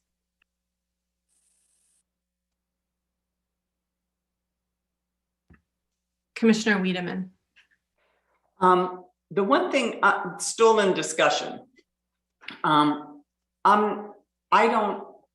because I'm into denying this, I'm not into improving what I feel are very weak conditions. I feel like this, my fellow commissioners, and I'm going to appeal to you, when a neighborhood, every parcel owner, and I'm going to read I'm going to read the section of findings that we have to base our thoughts on and our voting on. 20.196.020 C, that such use will not under the circumstances of that particular case constitute a nuisance or to be detrimental to the health, safety, peace, morals, comfort, or general welfare of persons residing or working in that neighborhood. I'm just ending it there. We had every neighbor saying, this is a problem for us. They don't even have the linear footage to do a public egress like they're proposing by Department of Transportation. 152 feet. I do some of this for a living, and it's problematic. And I believe the neighbor who owns that flag lot would have to be part of this. And probably have to be part of giving permission going forward. So The other thing is that on B, the adequate utilities, access roads, drainage, or other necessary facilities have been or are being provided. They have not been provided. So where I guess I'm upset actually, where I get upset at my fellow commissioners is that we really ask in our county plan, and I'm going to read another one, provide county residents with opportunities to actively participate in planning decisions that affect their lives. We didn't have anybody other than the vacation rental agency supporting this. And, you know, at some point, we really have to look at land use regarding who's living on the land and where are these neighborhoods. This is an RR zoning. So I'm sorry to, you know, it's upsetting to me to hear how some of the mitigations of the fire and this and that, if we have to work so hard to mitigate out of town visitors here in a neighborhood that landowners are concerned and worried, I think something's wrong with this, our process as commissioners. Thank you. Commissioner Jones? Thanks, Diana, for a passioned plea. I appreciate that. I'm gonna disagree with Commissioner Pollan. I think it is our responsibility to interpret zoning ordinance. That's what commissioners are appointed to do. That actually is our responsibility. And when staff is saying that a vacation home is subordinate and incidental to the principally established residential use of the property, but the residential use of the property is a few weeks a year, that's not incidental and subordinate. That means it is primarily vacation home rental. It's not primarily a residential use. And I think that's where a lot of the anxiety from the neighborhood is coming. I also think that this ordinance, was written long before Airbnb came to be. And 30 years ago or 20 years ago, someone might have a vacation rental and might rent it out, you know, 5 or 10 weekends a year. I have a vacation rental next door to me and it's rented out continuously. And it's loud and there's lights all the time and it's annoying, to be blunt. So I'm also with Diana. I'm not interested in really conditioning this. It feels like the rest of the commission wouldn't agree with the condition that I would place on it, and that is that less than 50% of the time, so it really would be subordinate and incidental, could be used for vacation rental purposes. The rest of the time it would need to either be vacant or occupied by the property owner for it to really be subordinate and incidental, which is the standard for the use permit approval. I can comment on that because I am actually interested in supporting that condition. I think that that is much closer toward the intent of the accessory use. I would like to ask County Council to weigh in on that because I believe that would be the first time that this commission would condition a vacation rental that way. And I'm curious about that setting precedent, which I might be okay with, but I'd like to ask County Council to weigh in on that. Deputy County Council Matthew Kudrowski. I don't like to shoot from the hip and necessarily on issues like that. I might ask for, if we get a list of issues for staff to consider and bring back to the commission, whether it's for a motion for denial or a motion for approval or both, that I can look into the concerns regarding, you know, requiring residency. I can't speak to that. It seems off the cuff, you know, somewhat onerous to require that. That being said, I'd want to look into the issue and try to see if there's been actual case law determinations on that point. Well, would it be requiring residency or would it be requiring rental no more than 50% of the time? Yeah, so I don't think we can require residency. I think what we could do is limit the amount of rental that's allowed, and basically that the property owner would be renting that property out to visitors less than 50% of the time for it to be considered subordinate and incidental to the primary purpose, which is a residential use. So I wouldn't, you can't make somebody live in their house anywhere.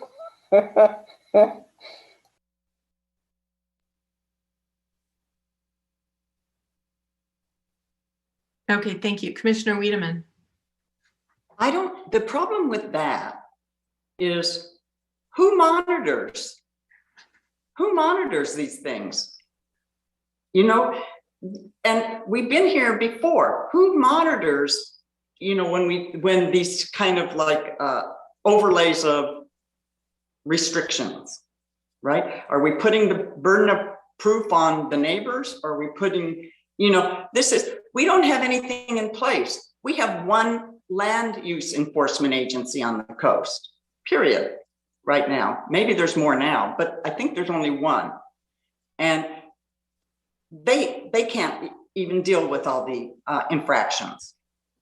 So even though that might be a thought, maybe when we deal with the revising the ordinance that's coming up with the you know, rezoning or the zoning codes, maybe we bring that in the mix there, but we don't have anything in place to monitor it. And once again, you're putting the burden on the neighborhood. Thank you. Any addition? Oh, Commissioner Pollan. Well, I just want to say I appreciate the thoughtful and reasoned discussion around all of this, and I raise this point I don't want this to get pointed, but I guess I look at this and I read in as I interpret the code. We're talking about accessory use regulations, and this is here in chapter 20.164, subsection L, where they're talking about room and board. And the county code has been created explicitly with the idea that in a situation like this, if a major use permit is sought and received, that renting for transient occupancy is a permitted use. And so I think that unless we have a clear reason why this particular instance should not be granted, that's where I feel like if we are making our decision based upon our perceived and I think probably real lack of housing on the coast and in the county, that's true. But again, the burden falls disproportionately on this individual applicant, which does not feel equitable to me. And then in terms of the character of the use, I do understand that, you know, transient occupancy is different in some ways than residential occupancy, but it's people living in and sleeping in and enjoying a home. We're not talking about some major use change in terms of its impact on the neighborhood. I would like to speak to Commissioner Wiedemann's comments about enforcement. And it's why I would personally not be supportive of a condition on the fire pit that could only be used during the non-burn ban period of the year, because again, I don't think that that's an enforceable condition to put on that property. You know, if you have a swimming pool and you say you can only swim in it from this time to this time, people are going to just get in it when they feel like getting in it. And I think the same is true about a fire pit. People are going to, if it's there, people are going to use it, whether or not it's been authorized or not. And that risk to me just seems too high to put on the adjoining property owners. Again, I'd be curious to hear from County Council on conditioning this project on having longer term residency in place. But again, it is a hard one to enforce and to actually understand if that occurs or not. But in terms of its precedent on this particular project and its applicability towards future projects, it probably would be good information for us to have. Deputy County Counsel Matthew Kudrowski. Certainly the idea of a capping number of days per year does seem more reasonable than residency. If I misheard that earlier or was taking it to its illogical extreme, I apologize. That's something where if we wanted to have a better foundation, I'd want to have some time to review that and get that into a staff report. report back to the commission at a continued meeting date to discuss the issue of here's what we think is out there and what's reasonable for here, and to consider the issue of precedents. Even though that being said, with the knowledge that we're undertaking a zoning code update, we may or may not have much more of that left to go.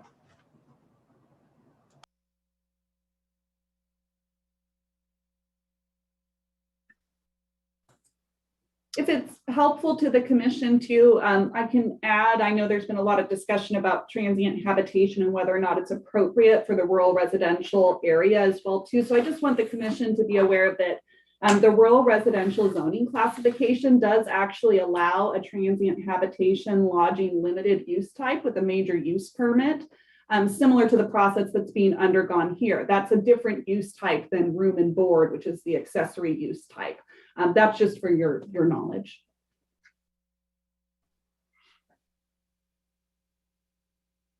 Commissioner Wiedemann. I just want to reiterate, I think for Commissioner Pollan, the reason we have a major use permit hearing on this is because they are outside of they are not having ingress from a county road. You get that. So therefore they're going on a private road, which now brings in other neighbors, right? That are going to be affected, not roads, etc. So and clearly we need to clean up all this for going forward at some point in the zoning. But I just want to ask I really can't understand that if we have on other issues, when we've had lots of feedback from the community or the neighbors, so to speak, the property owners around that, I just feel like to my board, nobody's going back to the property owner of their impactment. And I question that because we kind of dealt with that very much in the cannabis ordinance. My fellow commissioners were looking at their communities. So,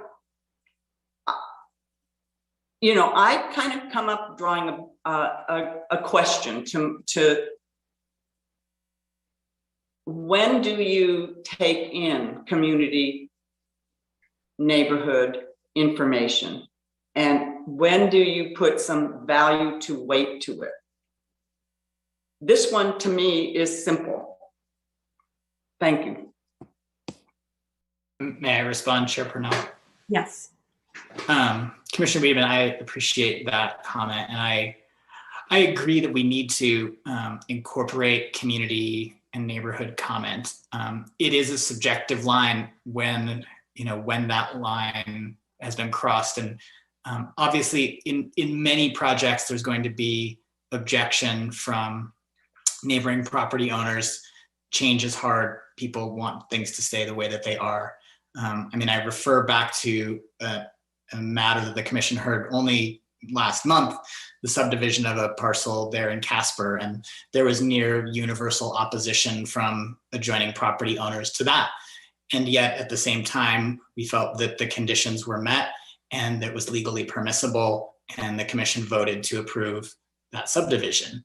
I think that public comment and receiving public comment is different than needing, we're not putting public comments on a scale and saying, do more people want this or do less people want this? We have to look clearly at whether or not the project meets the criteria that are legally established for it. And I think if we are going to deny this project, it can only be upon those findings, that the findings were not met.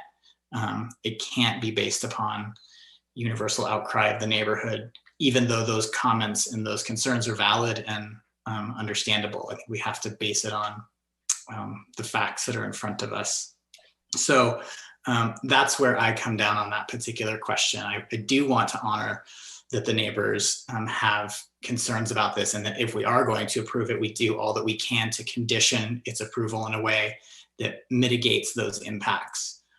But without a more cohesive zoning ordinance in place that prohibits this type of conversion, it's inequitable, in my opinion, to put that burden on the individual property owner in this situation. I think Chair Purnell's suggestion of limiting the scope of this makes a lot of sense, because then it would be able to be reviewed as part of a more holistic view of how we're addressing vacation rentals in the county. And I'd also like to take a moment to respond to Commissioner Wiedemann, and I thank you for your advocacy on behalf of the neighborhood. And those are very important issues that the neighbors brought up. And I think our job is to figure out whether or not those impacts can be sufficiently mitigated through the conditions of approval. And so that's why I put the effort into figuring out how might those be mitigated, and how might the community continue to have a leverage point and a say in this, which is, I think, really to your question of at what point does the applicant have to become responsive to their neighbors, to the neighborhood. So I think a short-term use permit can help with that. I think that neighbors to any use permit should remember to hold on to the conditions of the use permit, because if those conditions aren't met, that permit can be revoked. And so that is a little bit of neighborhood policing, and nobody wants to be a cop, but that's just sort of the way that it's set up for all use permits. But also, I think that even if this commission today were to approve this use permit with the additional conditions, I think this applicant still has an uphill battle with the neighbors and may or may not be able to develop the relations and consensus required to make those road updates. And so I think if we were to approve it today, I think that's going to be a hard battle because it doesn't seem like the neighbors support it. So again, I just want to remind everybody that even if we found that this were legally permissible and the impacts were mitigated through the conditions, this applicant still has to deal with their neighbors in order to meet those conditions, in order to move forward with this project.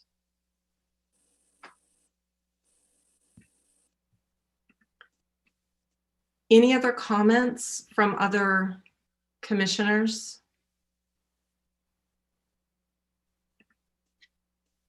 I don't get to have you all in one place on my screen, so I'm flipping through to make sure. I don't see any other comments. I'm wondering if we're ready for a motion. I'll make a motion. I'd like to make a motion. Please. Chair. I'd like to make a motion to deny resolution for U 2021-0001 for the project that was presented and described in the findings with the Exhibit A.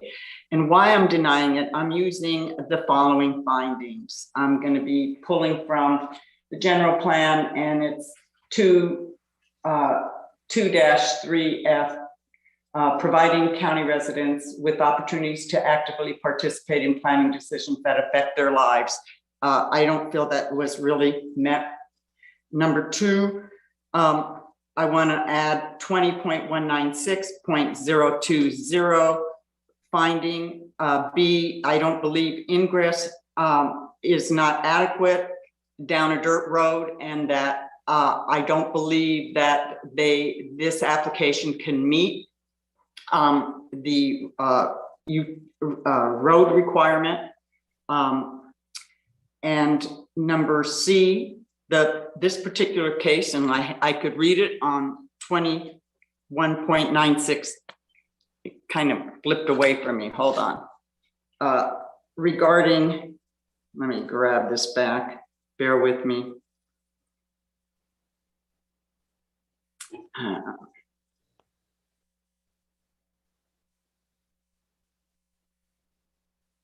on. It's a problem of not having a zoning ordinance right here. Okay, so I'm going to read this. C.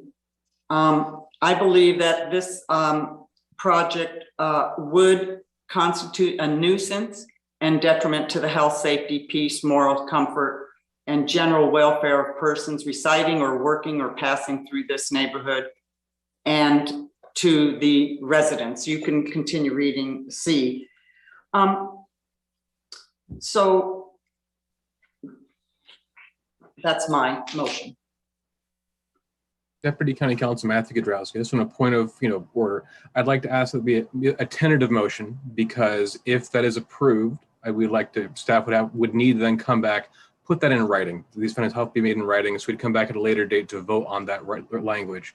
So that's all my request is a tentative motion on that. Yes. Basis. That's all. Okay. Thank you. I'll make that a tentative motion. Do we have a second? I'll second you, Diana. We have a second. Roll call vote. Commissioner Jones, Yes. Commissioner Wiedemann, Yes. Commissioner Pollan, No. Commissioner Morris, No. and Commissioner Purnell. No. Motion does not pass. 3-2, right? Yes, correct. Okay. So I believe we would be looking for an alternate motion.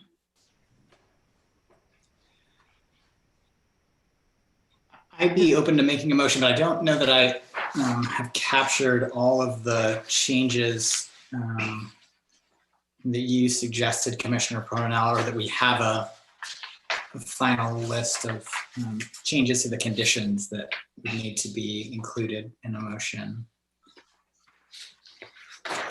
Right. And if I may, I believe that Planner Waldman may have captured some of the discussion here as well, and may have some draft language that could be shared on the screen, but may need some discussion from the commission on the language within it. Great. Can we do that screen sharing now? Could we have a 5-minute break? Yes, thank you. I mean, it's past 11, and I don't know about you, but I need a 5-minute break. Let's take a 5-minute break. Let's come back at 11:10. And at that time, let's see if our planner has captured our recommended conditions. See you back here in 6 minutes. Thank you.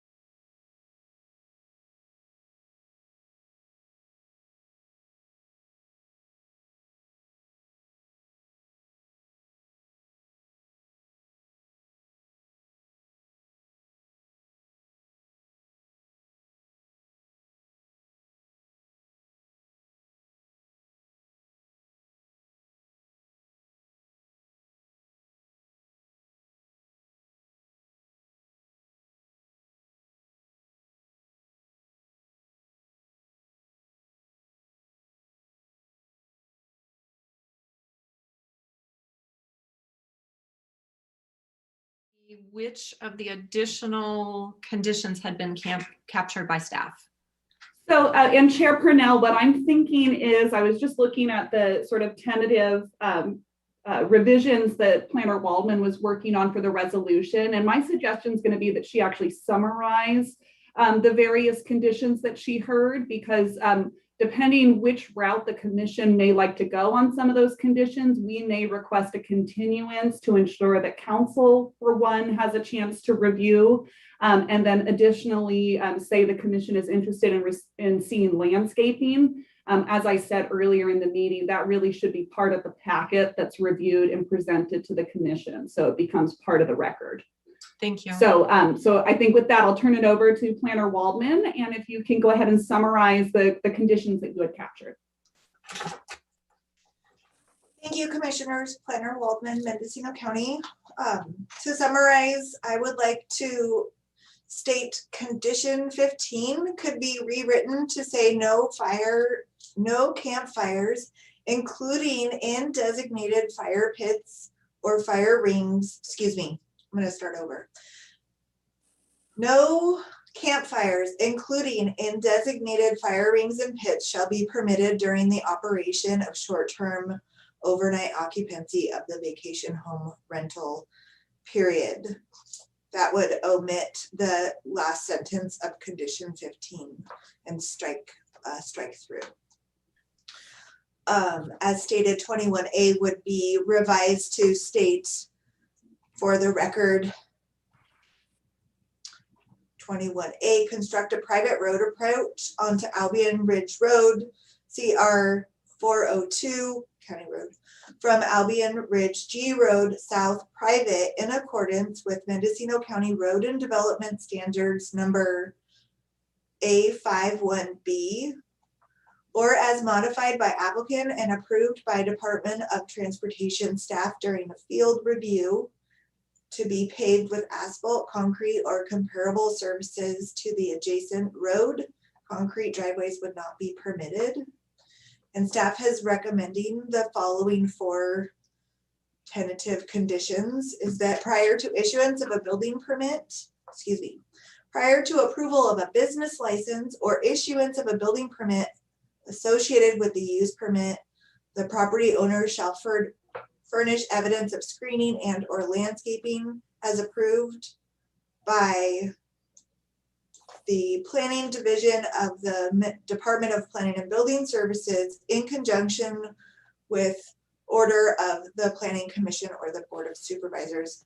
That's tentative, would be condition 23. Condition 24, an added condition. Prior to approval of a business license or issuance of a building permit associated with the use permit, the property owner shall furnish evidence that all log decks and stumps are removed from the subject property.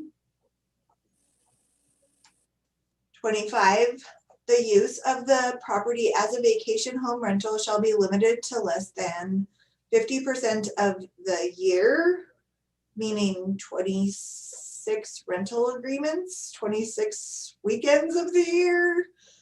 And would this require annual reporting? I haven't got that one down, and I would defer to County Council on, I would defer to Acker-Krog and County Council on how to define that.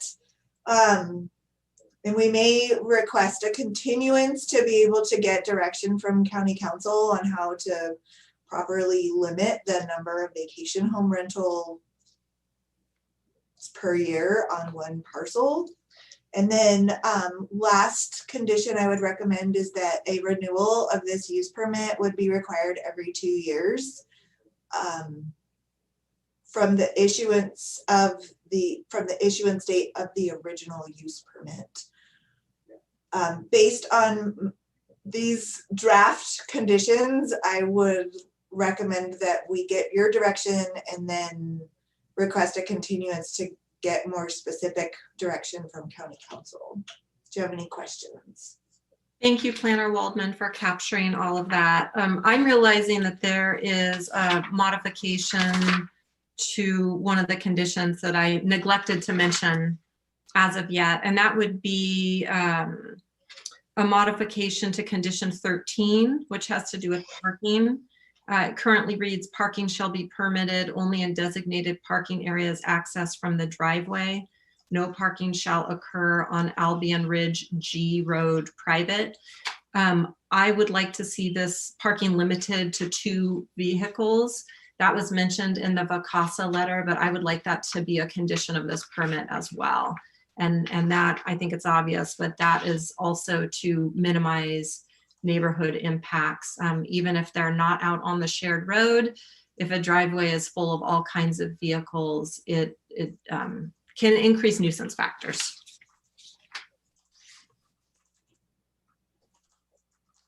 Thank you, Commissioner Parnell. I'm adding that, and as soon as I'm done typing it, I believe what condition 13 would then state 2 vehicles would be parking shall be limited only in designated parking areas accessed from the driveway. No parking shall occur on Albion Ridge G Road private, period. Parking will be limited to no more than 2 vehicles. And that's 2 parentheses, spelled out parentheses 2 vehicles. Great, thank you. Planner Waldman, I also reviewing my conditions, I believe that condition 9 does require attention as well.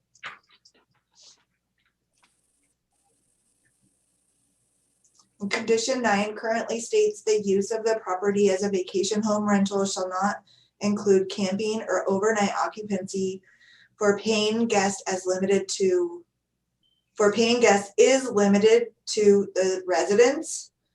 And I feel that it should state limited to the residents and detached bedroom, period.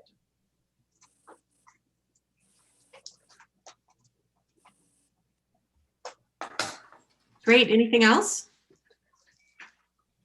I had a question for you, Chair Purnell. Did the new proposed condition 26, I believe it was, that said that this shall be subject to renewal in 2 years, did that meet your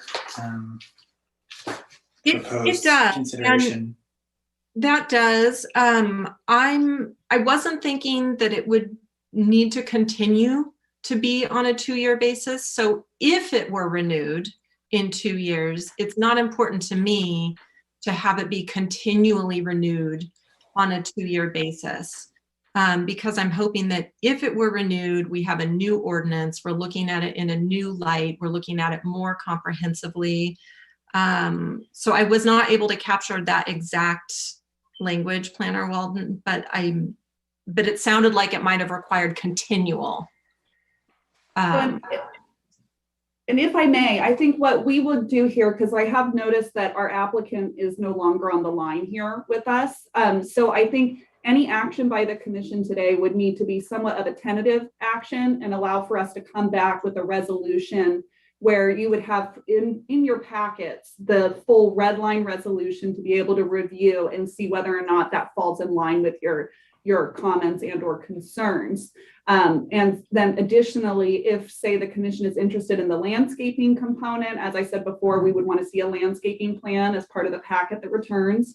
And then additionally, giving the opportunity to council to weigh in on the limitation in terms of the number of days per year that the unit could be utilized.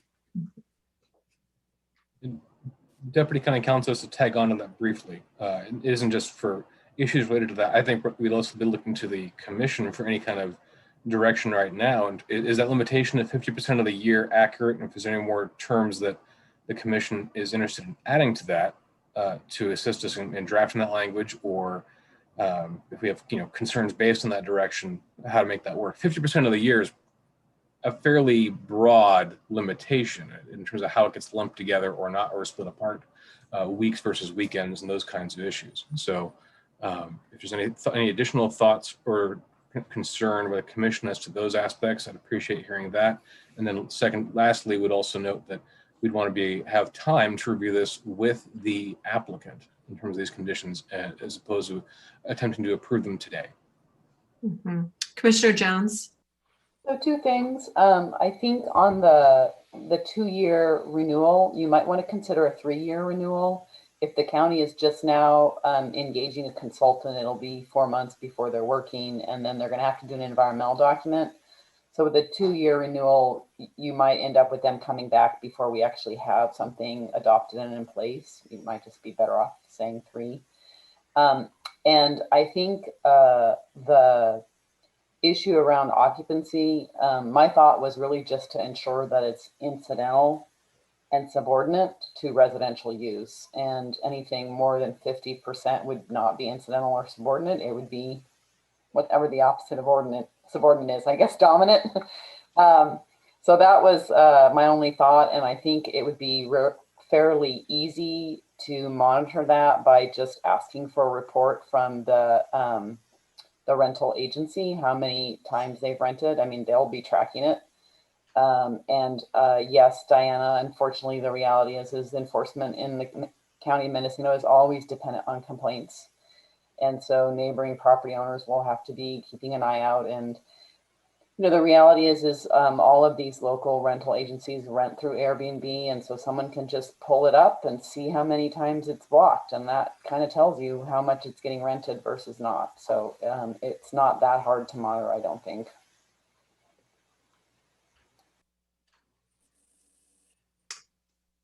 Any additional thoughts for County Council on defining subordinate use?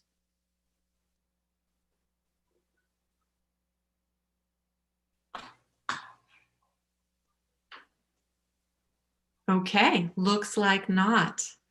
I believe at this point we are looking for a tentative motion to determine support for these conditions so that we know if we come back at a future date.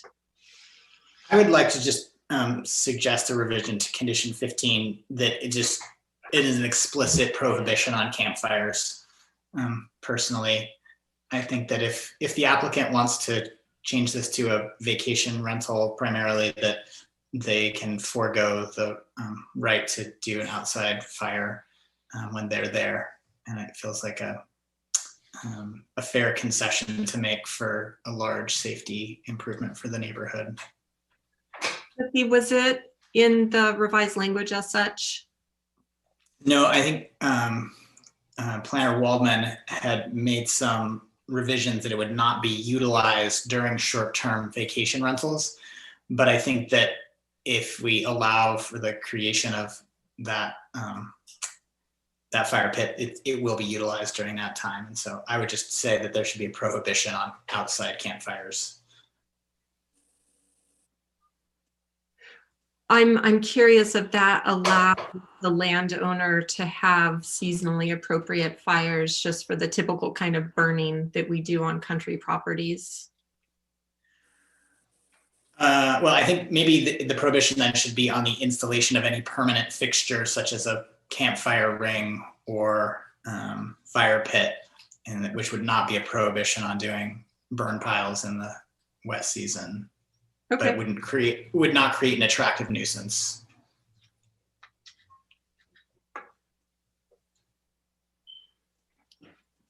Planner Waldman, do you have some updated language for us on that?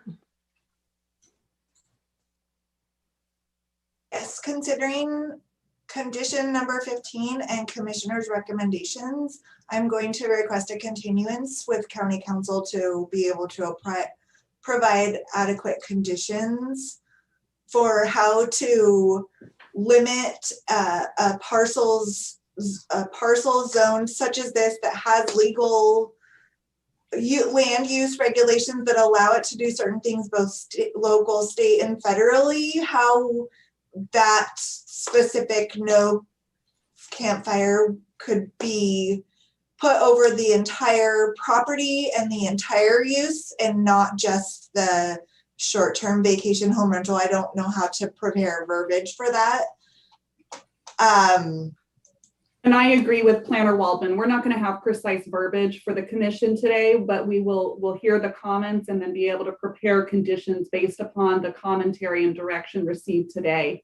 I would not want to rush to say what that condition would read like, because we want to make sure we capture all aspects and that it is a legal requirement. Great, thank you. And I know that you are hearing our concerns, so look forward to seeing what you come back with. Commissioner Wiedemann. I don't know. Yes, I would also, since we just got the Department of Transportation's language about the encroachment, I would like to make sure the contiguous property owners got that too, or get that before we reconvene. And the reason is because I also think, you know, when we talk, I think it was Commissioner Parnell who said, this might not even be able to happen because it may not meet Department of Transportation regs as far as ingress, egress, and encroachment. It would give the neighboring property owners time to do their due diligence, especially the flag lot, because I would think they would need to have this new DOT requirement, and they may not. So is there a way we could get that mailed to the contiguous landowners? It is posted on the Planning Commission webpage with the staff memorandum at this time. So it is available to the general public. All right. Okay, so we are back to looking for a motion, but I do see that Planner Waldman has her hand up. Thank you, Commissioner Parnell. I just wanted to make a statement. I believe Commissioner Jones was asking for a 3-year extent for a renewal in 3 years. I think it was Jones. So the use permit, upon a use permit being issued, it is good for 2 years under condition number 1. And they would need to operate a business license and be legally operating after the approval and issuance of the use permit within that 2 years. And so condition number 26 would allow the business to start within the 2 years of the use permit and then occur a 3rd year. And then it would be required to get a renewal of the use permit before the 3rd year. Is that what I'm understanding?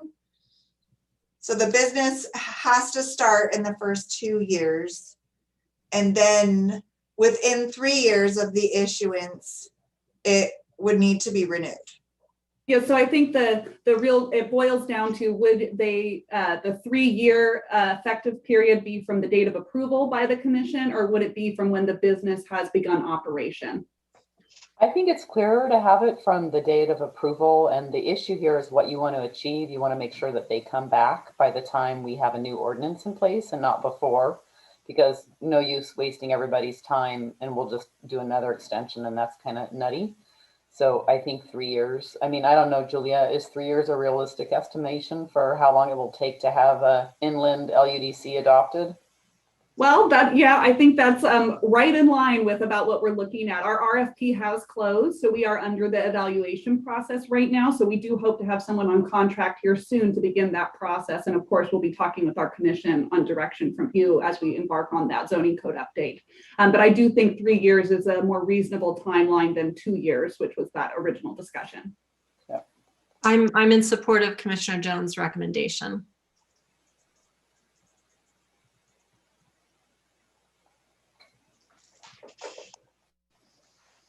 Okay, do we have a tentative motion? Is the motion just for staff to bring back, adopt revised conditions? Council? And do we need it? And do we need a motion for that if staff is asking for a continuance? County Council, can you advise on what useful motion would be at this point? Deputy County Council Matthew Kudrowski, I think we could look to Ask the commission for a motion to continue this item to a date certain, and I'll look to staff to figure out what that date might be, to bring back a revised resolution and conditions of approval consistent with the discussion at today's hearing.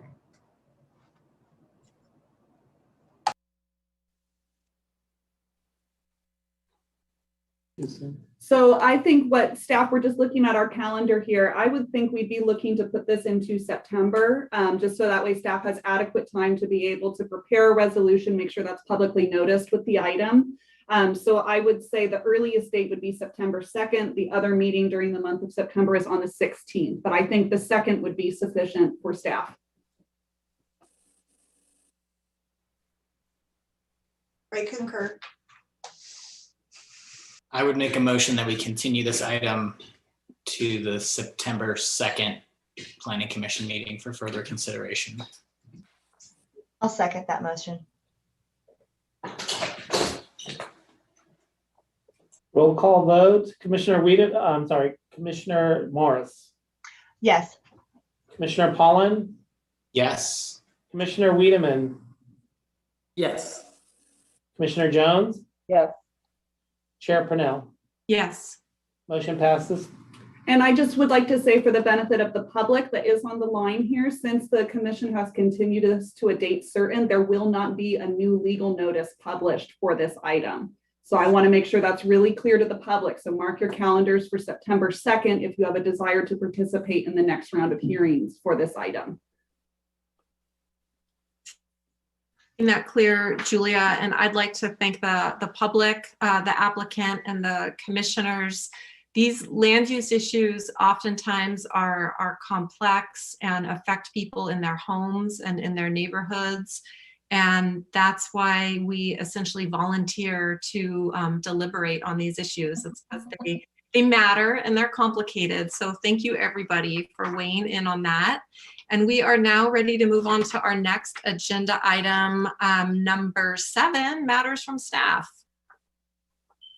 Thank you. We have no matters from staff. And again, I am from our last meeting, I've been trying to put together the packet of projects that will be coming underneath review from the commission as was requested. It's taken me a bit longer than I had anticipated. So I hope to have that to you for next month's set of meetings. But I want you to know I am working on that. It's just taking me longer than I anticipated. Thank you. That'll be a helpful list. Do we have any matters from the commission? Commissioner Wiedemann. Yes, I think this meeting was a good example of that. Julia, I asked a few months back for a hard copy, written copy of the codes, right? The municipal codes for the sections that we have. And I haven't received one, and I'm hoping, I'm hoping that maybe everybody on the commission, if you don't have one, it would be helpful. I have the written hard copy of the general plan. It's nice to have the ordinances and the code to flip back and forth. Sure, we can certainly work on that. And I will tell you the timing, that general plan that you have actually is now outdated because of the updates to the development and resource management elements as a result of the safety element revisions that were done just this year. So we actually internally here, we are going to be working on producing a new general plan document printed packets that includes the 2019 to 2027 housing element as well. Right. So that will be coming forward to all the commissioners. We'll make sure that you each get a copy of that. And then maybe folks can follow up with me and or Jim via email to let us know who does not have printed code books and who wishes to receive those. And we can get printing on those and get them delivered to you.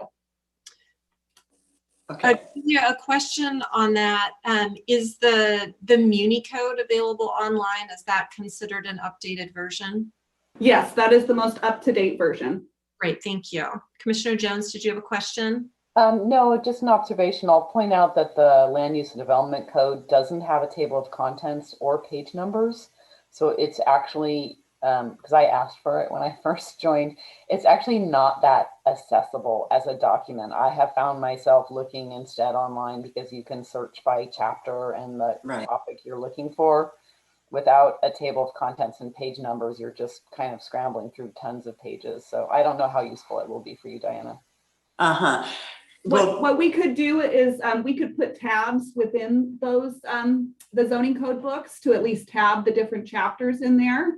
And that way you can easily kind of thumb through the different sections. But you're correct, we don't necessarily have a great table of contents and they're telling you what page number to go to, so.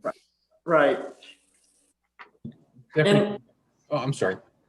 And yes, I use the one online. Sometimes though, I need like 2 computer screens happening to make, to compare my data, so that's all. Tabs would be good. Any other matters from the commission? Deputy County Counsel Matthew Godrowski, I pointed clarification on the online ordinances. Those are as up to date as we can get them. However, ordinances are only codified in that by MuniCode a handful of times per year. There is a separate page on the MuniCode website of the most recent ordinances, and I believe it's somewhere between 2 and 4 times a year that the online codes are actually updated to integrate those ordinances. So there could be a lag between adoption date and insertion and revision to the code, but the ordinances themselves will be posted on one of the pages on MuniCode. Thank you for that clarification. Okay. Additional matters from the commission?